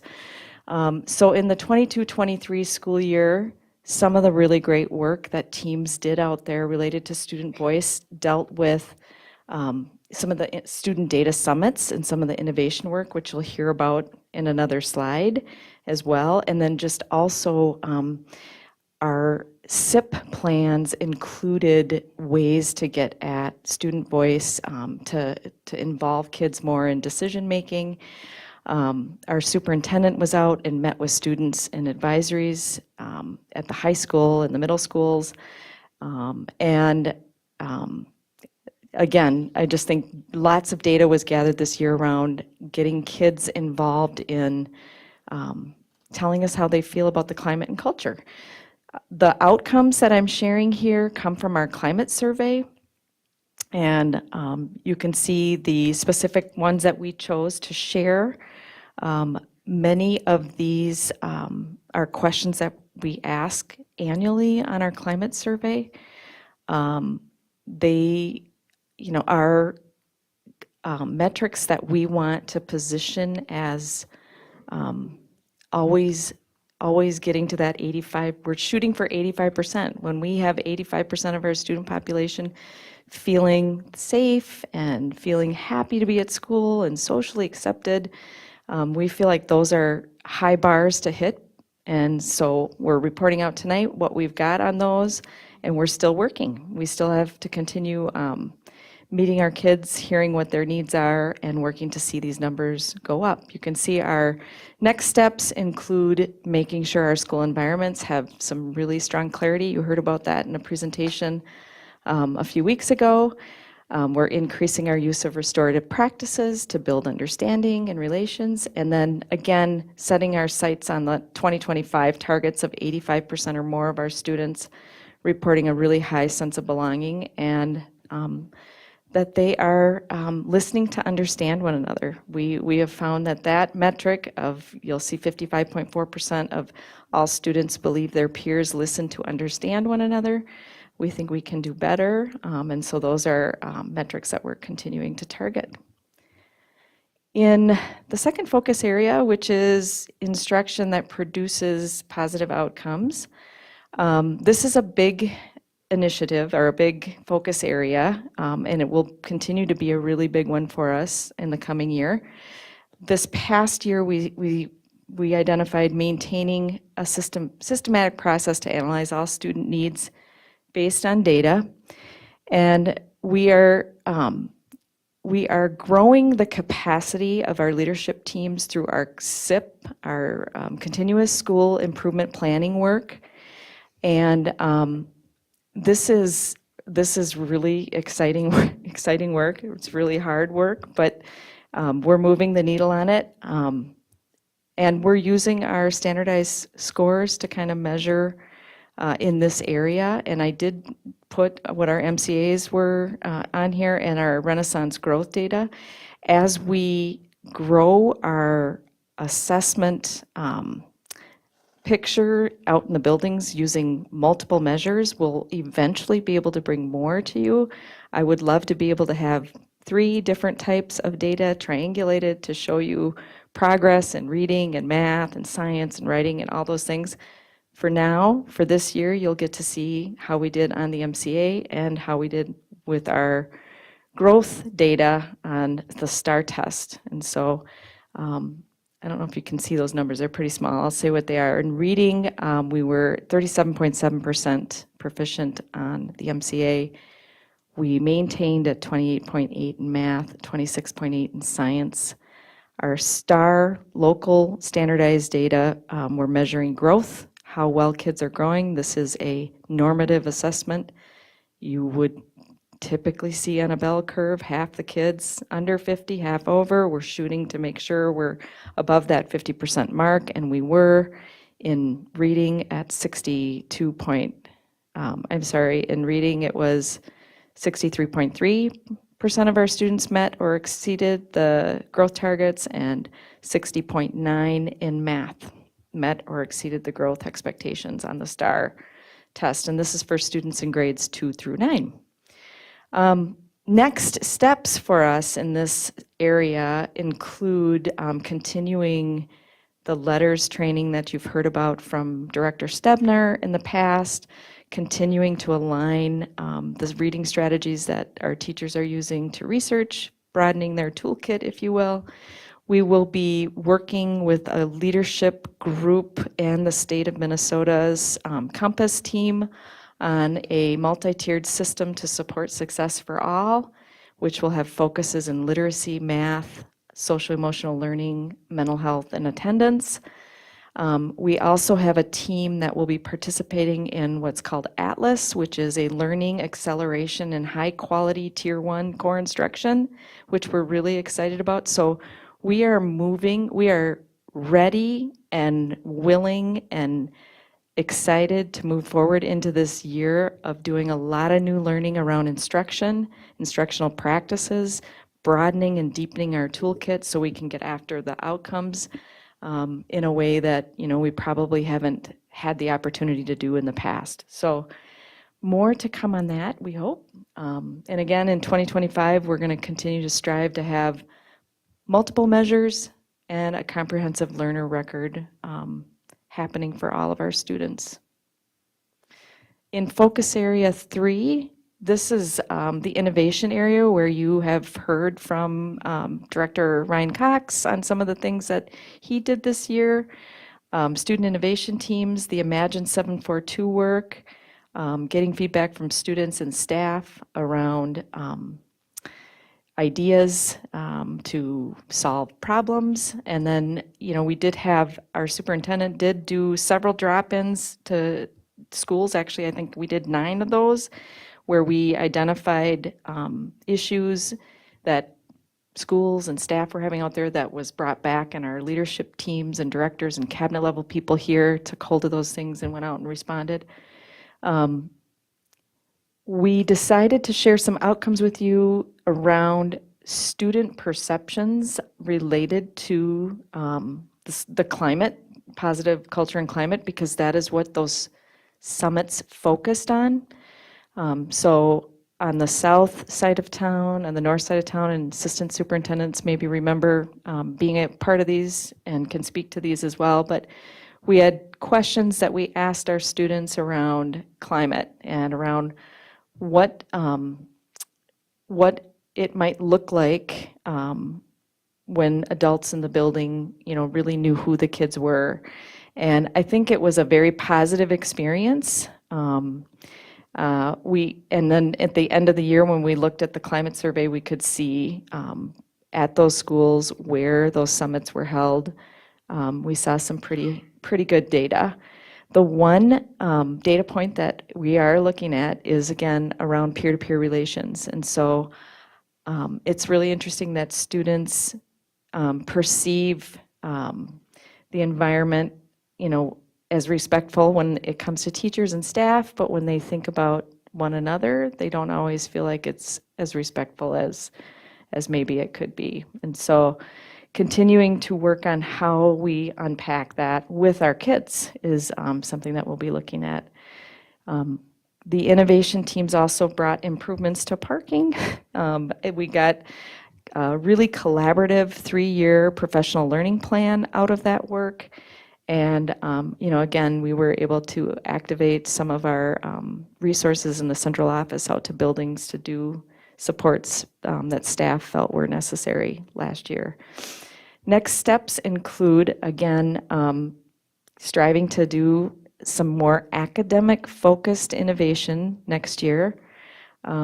We hope to do more summits, one student data summit in particular that's focused around our actual outcomes, having kids come together and share with us what they think about the results and how they view them and what they might see as ways to improve them.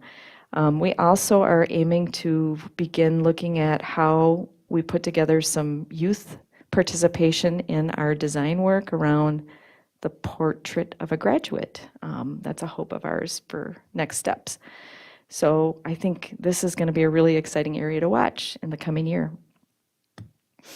In our 4th focus area of career and post-secondary, we did a lot of work with student portfolios on a tool called Zello. You may have heard of it. It is a tool that our high school students and our 8th graders now have access to, where teachers and advisory can work with kids to build out their 4-year interest, build out an interest inventory, build out some planning for them around post-secondary.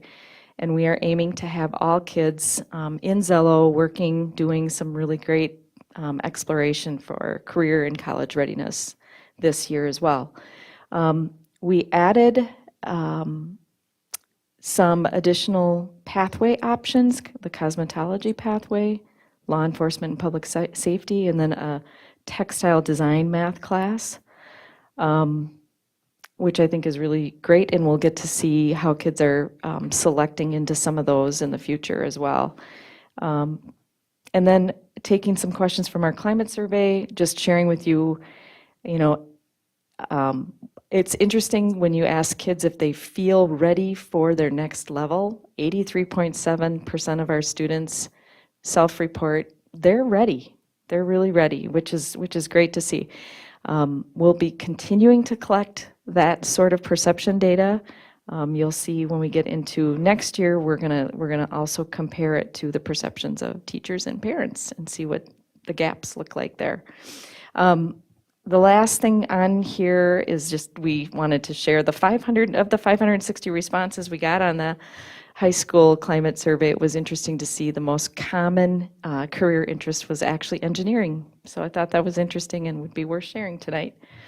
Next steps for this area are actually going to be really exciting. We've hired a new staff member, Sarah Ware, who I'm really excited to get to meet. I haven't met her yet, but we will be getting together soon to talk about some of the things that she's going to be bringing to our St. Cloud students and staff around career and college readiness. We will continue to work on making sure students have a plan.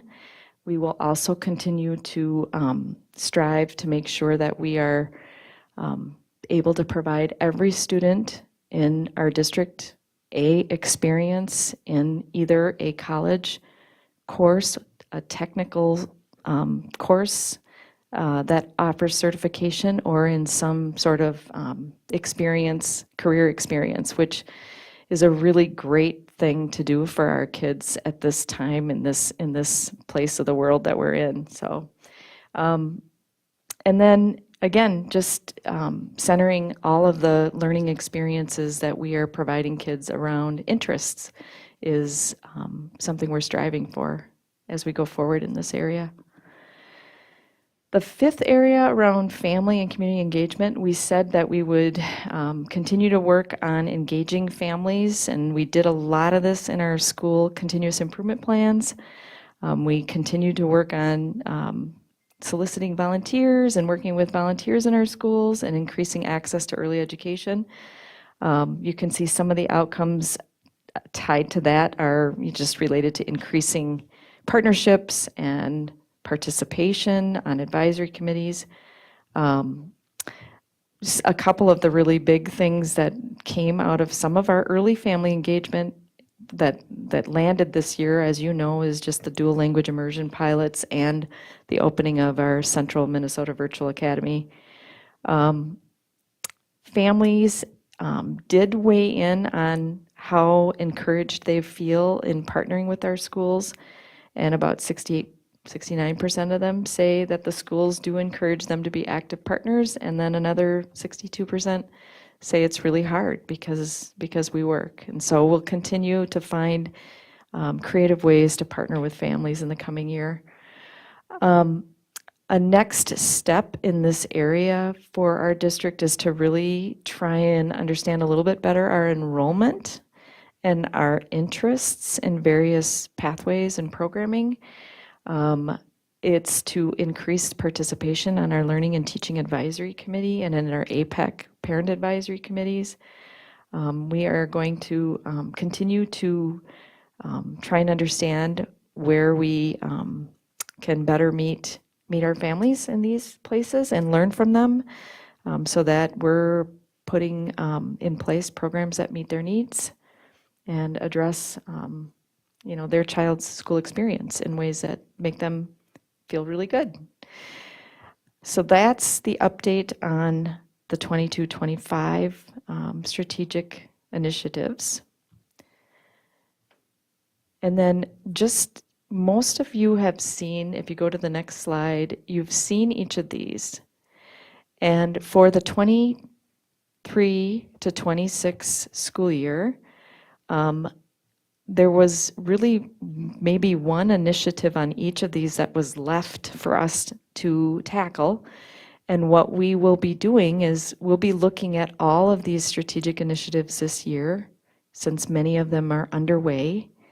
And if you go, so each of these, again, are familiar. I'm not going to read all of these unless somebody would like me to do that, but each of these focus areas, objectives, and strategic initiatives, next year, we are going to tie our performance, you can go to the next and to the next one, to each of the focus areas, and we will be sharing these key performance metrics with our staff, our principals, and our district leaders as a way to focus in on instruction that produces positive outcomes.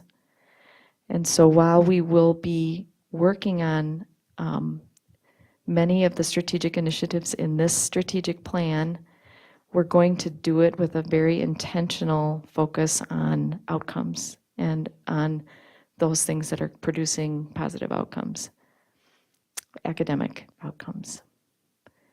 And so again, this is a discussion tonight. We know that we will have to come back for approval for some of this. So if there are questions or ideas that others would like, we still have time, I guess. Thank you very much for the presentation. I was just noticing, so when Lori, you were explaining the graph about the foundation of this, that is in the, what is the best workforce legislation? World best. Yes. So the one thing that I keep saying to you and to others about what is our what does rounded education means? What is what does it mean to have a kid that is rounded educated? I don't know how to say it in another way. I hope that everybody understands what I mean. I don't see in those key components of best workforce, I don't see that rounded education. I actually see a lot of workforce. It does seems like explains or the goals or the objectives or the pieces that are there are really more on key with workforce needs and development, but it doesn't give us anything about rounded. It doesn't give us anything about forming intellectually, forming the student in other ways. And we talk a lot about soft skills, and we talk a lot about soft skills in terms of workforce development too. So I wish that we will have a strategic plan that provides that looks at the kid in more general ways, and we have that in other areas. But I don't see it in the strategic plan. I don't see that we are looking at the full formation of that kid. We talk a lot about social and emotional maturity in kids in other places. It is not mentioned at all in the strategic plan, or I'm missing it. We talk a lot about reading in the strategic plan, but we don't talk about how the kid gets ready for life, for being around others, for working in groups, for working in collaboration, for analyzing information, for discerning information. So one thing is reading, and as long as we, if we don't go straight forward to what reading does, I don't see goals within the strategic plan that really look at those areas of formation. I wish that we have that. And since you are offering, you still can put stuff there. But I like to see that more clearly there defined. Can I ask a question? Because I need some clarity. So, and Jason, you can jump in with me on this one, because Jason and I just talked about this, and it's coming to achievement, integration, and equity. So one thing, so we had started last year, and I'm just trying to figure out where it belongs, right? So we started last year with achievement, integration, and equity with this question, right? And we kind of paused it because we had so many other things happening. So fair point, and I appreciate you keeping it at the forefront. I really do, because I think it's the right question to be, for us to be answering. So Jason's bringing it back, and he's got the work that we started, and it was around, what are the experiences we want every child to have, right? That's where we got out of, that's where we had paused at achievement, equity, and integration.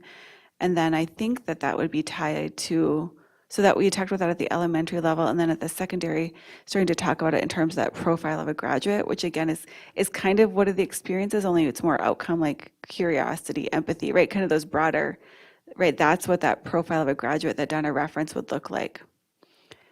If we had the profile of a graduate and we worked on that, and then achievement, equity, and integration worked on a process to answer those questions about experiences, do you think that would get what we need? Or do you feel like we'd want more built into the plan? because we've got time to do that if that's what we're looking for. I just kind of need the board's guidance on where you want that to fall. So if you ask me, I will kind of throw it back at you. I will say, I don't know how this will look like, and I am not the expert in education. You guys are. I can tell you what I want to see at the end. And I want to see at the end that explicit philosophy that everybody shares, like when we were talking about when first we defined this mission statement, and it was talk all over the place, and everybody kind of have to be knowledgeable, and not only knowledgeable, but also understanding about what we meant by that. That was like a whole other campaign. I like to see something like that about, that when you ask other people that they identify the school district and they understand what this rounded education means to us, and what elements are there. I don't know that yet. And when we talk about a strategic plan and what you share with us, I saw specific things in reading, math, graduation rates, proficiency, specific skills. So I feel that is missing. Where does it go exactly? I don't know, but I will tell you when I see it.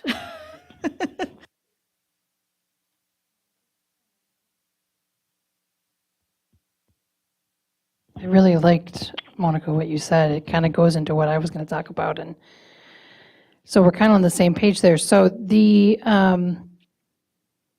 thing that concerns me the most when it comes to percentages and what we're saying we're going to work on, and having now just 2 kids in the district. Oh my gosh, she's at college. The objective is the positive climate and culture. Strategic Initiative 1.1C, that was the first thing that you guys had up there. The difference between 55% of students believing their peers listen to understand them, and the goal of 85% in 2 years, whoa. And I think it actually goes back to what Monica's talking about, like that's, you know, my kids can take all the AP classes they want and go to school for engineering, you know, but if they can't get along with their coworkers, they're screwed. So I guess how do we do that is the question. I think that student summits we've seen in these percentages have increased the way that students feel about staff, you know, and oh no, everybody's listening to me. They want to know what I'm thinking, but they sure don't think that anybody's listening to each other. That 30% in middle school, you know, I think that's a normal middle school experience, unfortunately, but that's, I'm glad not to have any more kids in middle school because that is so middle school and it's really tough, those relationships. Maybe that is where something like this could start. I think the work we did in achievement integration, that was paused. I think if we can unpause that, but that's going to take some time. I don't know that we can have those things by this time, but maybe if one of the goals in here is to make sure both of the profile of the graduate and then the elementary, what was it? The feeling, the experiences. Yeah, right. Thank you. If we can say that's what we want for our next strategic plan, and then that can be the work of moving I think that's tied to the way students feel about each other. That seems to be like, if you don't feel like you want to be with each other, why are you going to be in the play? Why are you going to be in music? You know, because you have to be with people and those you have to work together in teamwork. So my opinion is that it's kind of tied together. The other thing I wanted to say about engineering is that's really interesting because that's what my current senior wants to go to U of M for. Yeah, really? I was surprised. He was going to do EMT all along, and then he just said, I'm going to do chemical engineering. And then he looked at the U of M acceptance rate, and it's 17% for freshmen, and that's like it's the 37th best engineering school in the nation. And so he was like, he signed up for more AP classes in his senior year and is retaking the ACT. So like, I'm just wanted to say I'm thankful to be in a district where he can say, I know I can up my GPA by taking this class instead of the easier one I wanted to slide into for my senior year. So that made me really proud of him. But yeah, I want to tackle that, continue to tackle that in our meeting. So thank you, Dr. Harris.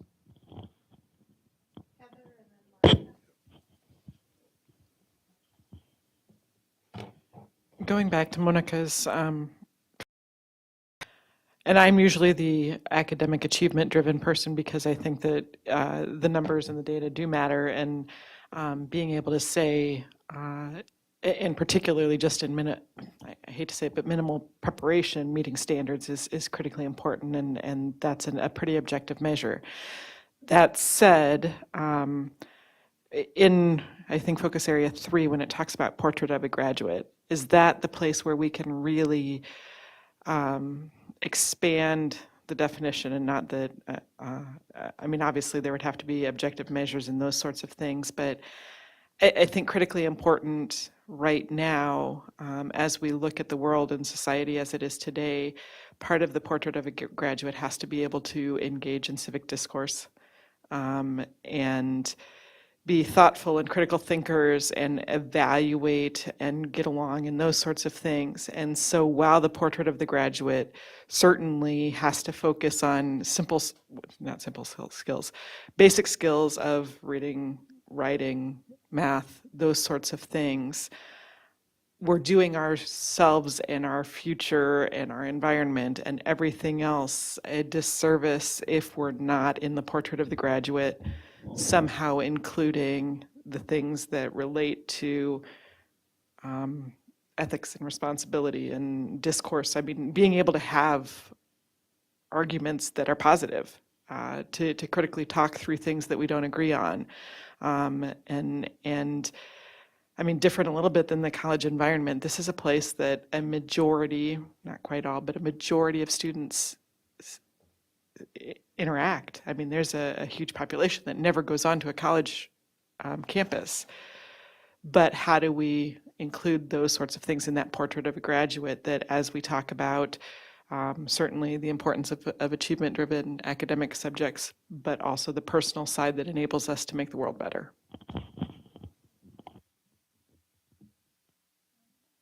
So the other thing I had been asking you, Lori, specifically, what is the quality, or I don't know if that's how I phrased it before, but I had been talking about rounded education. How is that a student defined and asking to define? I have not tell you things that I would like to see. In other talking that came to my mind is that conversation is not only about skills, but it's also about values. It's not only about experiences, but it's also about values. And I'm not sure that we have defined what are the values that the students should hold dear to them through our school experience. And I think that well, that's a very difficult conversation. It's extremely difficult conversation. I don't want to say that is easy, and I don't want to say that picking a number for the number of values should be so and so. But I like that those conversations start and we start thinking about what those values are and what are important. And I know that this is not something that we're going to define, have the strategic plan, and then we're going to do it, and then, well, yeah, we got it. It's a process, but I like to see that process defined within the strategic plan as that the process exists. And in my mind, whatever is not in the strategic plan is not a priority for the school. There are things that are not there that happen, but they don't happen with the same level of priority just because they are not part of the plan. They just happen. And so I'm not doubting that we are thinking about that. I'm not doubting the principals are thinking about it. I know that that's part of how we do this. How you have been doing education forever. So I'm not doubting that. I still like to have more definition around it and seeing it more. I like that conversation to happen more. The way that I don't know, a family raise their kids is very different to the way that others raise their kids. But being part of a conglomerate to a society has certain norms and certain things that people like to see and like to explore.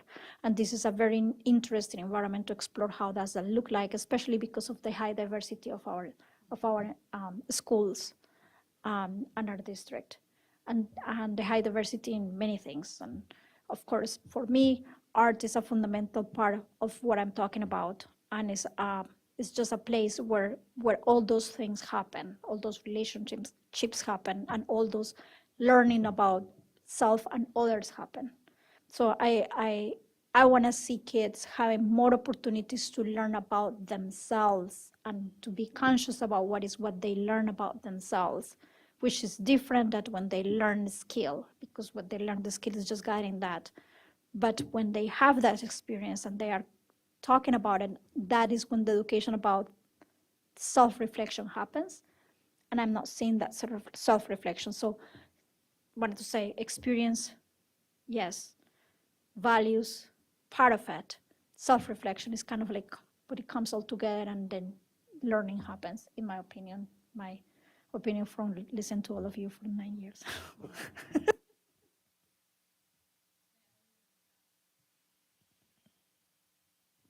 I think this can actually go under one of the world's best workforce. I think when we talk about all students attain career and college readiness before graduating from high school, we know we're not good at our careers just because I know, this is the table of elements and I'm a chemistry major. So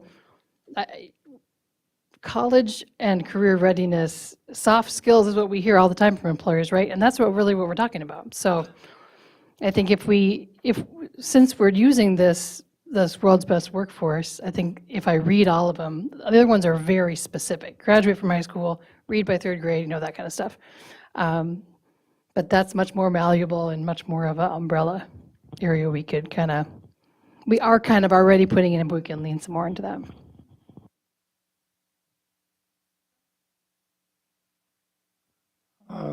Yeah, something a little bit different.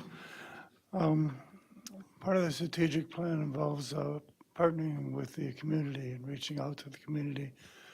And I think we've been doing a pretty good job on that. We started out pretty simple with coffee with the superintendent, but then we've been adding,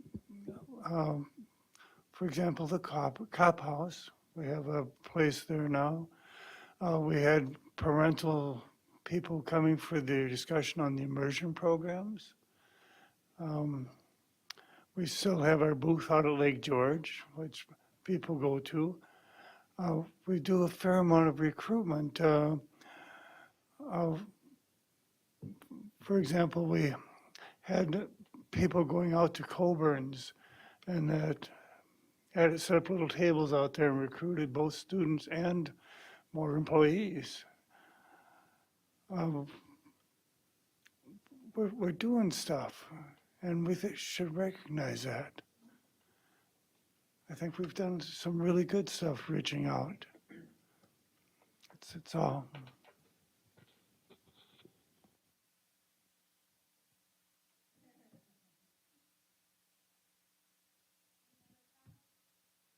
I'll just add before we close out. I think that's the right question, though. What's a well-rounded education for us to, and what systematic approach are we going to get there, right? When I graduate from ISD 742, I should be an effective communicator. I should be culturally aware. I should be ethical. I should be resilient. How do I take personal responsibility? How can I be an active citizen? I think Scott hit it. We have these things, but they're not aligned to where we can see them. You just had a graduate, right? We do volunteer work. We go out into the communities. We see in the classrooms where teachers talk about how do we collaborate and do teamwork with one another. In the basic level of being in the classroom, partnering, being able to talk to one another, to critically think. We have these outcomes that we want to see. It's not in a strategic plan, but I think the profile of a graduate is going to get us there. And then with our AI committee, we could look at a systematic approach to get there. And I think you hit it. it's just not about a skill, it's about our values and what we want to see when we prepare our kids when they graduate from us and how we prepare them for the world. And it's not just those basic things of how you do well on a standardized test. We have to do it as a holistic approach to prepare our kids. And I think that is the right question. And what are our values for our system? And we should call them out. I think we started this conversation in our AI group, and you guys started a couple of years ago, but I think this is where you continue to identify the values, because we do ask kids all the time, well, how are you feeling in school? You just pulled up data that showed us that we talk and have them self-reflect, but it's probably once every month or in the way of asking questions to gather data back for us, and in a way that we have to do it in a practical sense. So, but I think from our end that this is, and Donna, you can speak to this because you've been in the systems where a profile of a graduate goes deeper in the holistic approach of our students. Well, and I think soft skills isn't really the term anymore. It's essential skills, right? They need these skills to be successful. You have to be effective at communicating. You have to be an effective collaborator. You have to be a critical thinker. So essential skills, and I just so folks are aware, and we are doing some of this already. It's not like it's not happening. It's just, you're right. How do we call it out in a way that it's, more visible, and we're able to say the experience of a learner includes developing these essential skills because they're necessary to be successful.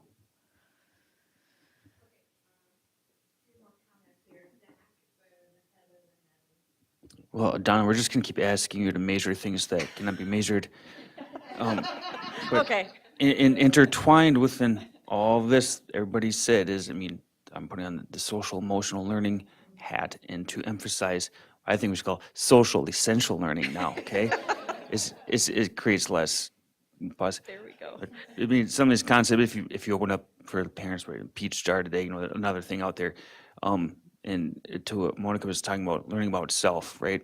My first thought was, oh no, that brings me back to about, 8 years ago, walking into Discovery, and what all the fifth graders wanted to be when they grew up. 80% of them, YouTuber. I was like, no. But now they're not. They are getting in engineering. And what we can't really measure is these kids communicate in a better manner than they did previously because of how this stuff is integrated. And it starts with self-awareness, right? And then self-management, social awareness, relationship skills, responsible decision-making. And so I don't know how, but here's the thing is, as Dr. Harris kind of pointed out too, is if we can show how integrating those soft yet essential skills, right, have contributed to the progress. I think it's a hard one to ask. It's in there if you know what you're looking for. But I think what some people are asking is, hey, can we see that? So I don't know if you can, but just underneath it, what we've done with social emotional learning integration is, I truly and genuinely believe, paying off, at least from my observations, from a mental health provider perspective as well. So. I don't know, and maybe I don't see it, although I see it in a couple of places, but I don't know if there's any need to call out. I know with the educational gap that exists, particularly with our immigrant or new learner, English language learners, is there a place either in Focus Area 2 under the Eliminating Barriers or in Focus Area 5 about the equitable access to talk about the preschool programs and access and trying to grow those? And maybe it's not necessary, but just knowing what our population looks like and how important it is to have that early access. Is it somewhere that I'm not seeing it? Good question, and that is a focus area in Area 5. It was for this year. Continue to be. We have many interested preschoolers who aren't getting into preschool that we're trying to really hone in on with our enrollment work. So I think that we can bring data on that going forward. I know Mike has asked lots of questions about that when we were looking at these numbers earlier. So it's a good question, and I think you're right. Addressing the needs of our earliest learners to close gaps is really, really key.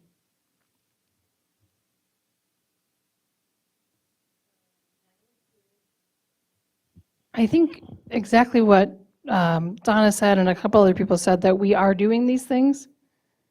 You know, I just think about my kids' time here in the district, and like at Discovery, one of my kids had to self-reflect almost every day on what level of problem is this, that someone took your Legos, and did emergency folks need to be called? No, it's a level 1 problem, and he still uses that today, you know, so like that's self-reflection.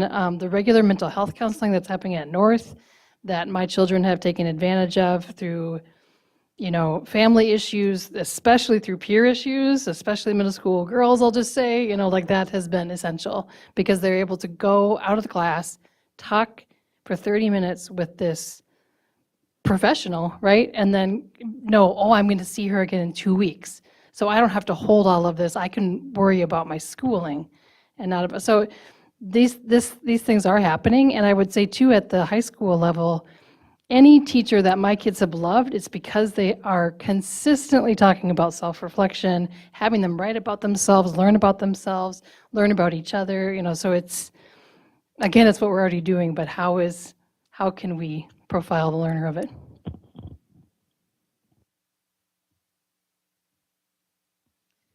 Okay, thank you very much. Last up, we have our schools update. We have Nikki Hansen, Assistant Superintendent of Pre-K through 5 Education, Dr. Jason Harris, Assistant Superintendent of Secondary Education, and Dr. Mike Rivard, Assistant Superintendent of E12 Education Services. All right, good evening, Chair Haas, Superintendent, board members. To share with you tonight our school's update for this month. This year, we will have each assistant superintendent share information about one site or program each month. We will focus around 2 questions that we will ask our leaders from the selected sites.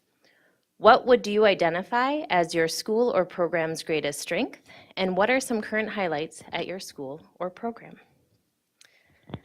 Tonight for elementary, we get to highlight our Madison Mustangs.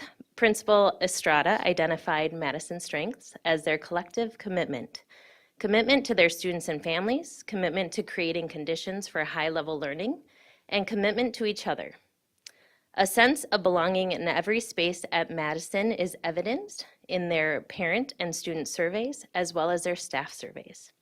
Highlights from this month at Madison include teacher workshop and welcoming new staff. Goal-setting conferences were also a huge success with high participation rates from students and families. 94% of K-3 families attended in-person goal-setting conferences, and 92% of 4th and 5th grade families were also in attendance. Huge celebration, yes. This year, they are also adding some new innovative spaces at Madison called Learning Hubs and Learning Stations. These are flexible learning spaces for students to collaborate and to gain learning support. They are excited to roll out 6 learning stations and 3 learning hubs as they start school this fall.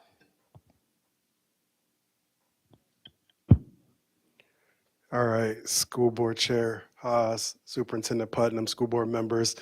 Our secondary school is Apollo High School, and one of the highlights of Apollo High School was focused in on positive climate and culture. And some of the ways that were highlighted just within the last week were Apollo student leaders welcomed over 300 ninth graders, and their student leaders from WEAG, Student Council, National Honor Society helped transition ninth graders into their first day of school on Tuesday. And what a great way for student leaders to take the time to show the new students around the school, get familiar with the climate and culture. I got a chance to see it firsthand, and it was just exciting. You felt the energy within the school culture. And so I know Executive Director Ganji, it was a highlight overview of the field. Principal Scholaroo sent me a picture of actually students on the field, the soccer team. You see it at the lower middle slide, and then you see the football team on the lower left side specifically. And I also got a chance to talk to the students. What a great way they're excited, and they should be, about their new field, the turf, the highlight board right out in front. I got a chance to and I'm always asking, if you get to know me, I'm always asking kids questions, and they're excited. Just all the things that have taken place within their facility, smiles, and just talked about how excited they were of all the updates. When you see the 700 numbers, me and Superintendent Putnam was in Apollo the other day, and we both said, when I'm here, I don't know my way around, right? And this could help us when you see the highlighted STOLZA and where the rooms are. And take some time to go visit, because the highlights really impact it, and it creates that climate and culture within our school. When you look at the lower right slide with our career and college pathways, don't let me get this wrong, it's the specific Haas mini mill and 3D printers, and it's giving kids real life experiences, and we did that through the SME Prime grant. And so just being there the last few days, you feel the excitement, just all the updates and just some of the things that the kids are experiencing, and well deserved and well needed, and our students expect it, and they need it, and we want to give it to them. So thank you all for just what you do to make sure that happen, right? And I'm just telling you, when I saw those faces, they were excited, and that's well deserved from all the work that happens here and how it trickles down to the school. So thank you.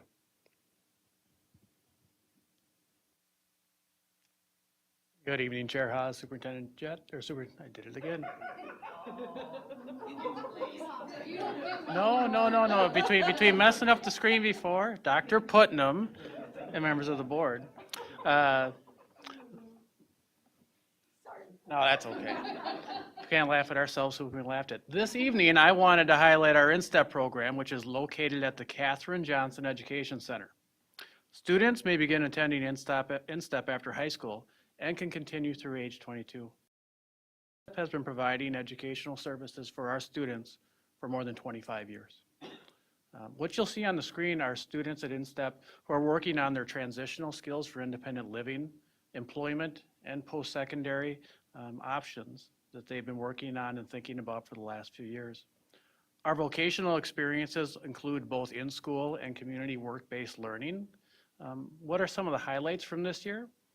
2 new job sites have been added for our students and our foster grandparents, and that's foster grandparent Miriam, is down in the lower right-hand corner, continues to work and be part of that community InStep. I think what I did want to highlight in the upper left-hand corner, and we can just see a little bit of his face, is that sheer joy that Nikki and Jason and I were able to see, and Dr. Putnam, over this last 24 hours as our students are returning from their summer experience. That's our report.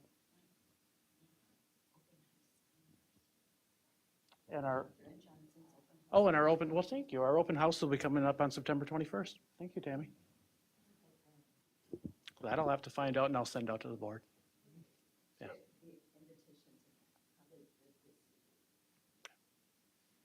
And that's our report. All right, thank you very much. So that's it. Looking for a motion to adjourn tonight's work session. So move. And do I have a second? I have a motion by Scott, a second by Zach. All in favor, say aye. Opposed? Okay, work session is adjourned 8:54 p.m. Thanks for watching. Have a good night. We'll be back September 20th. Thank you.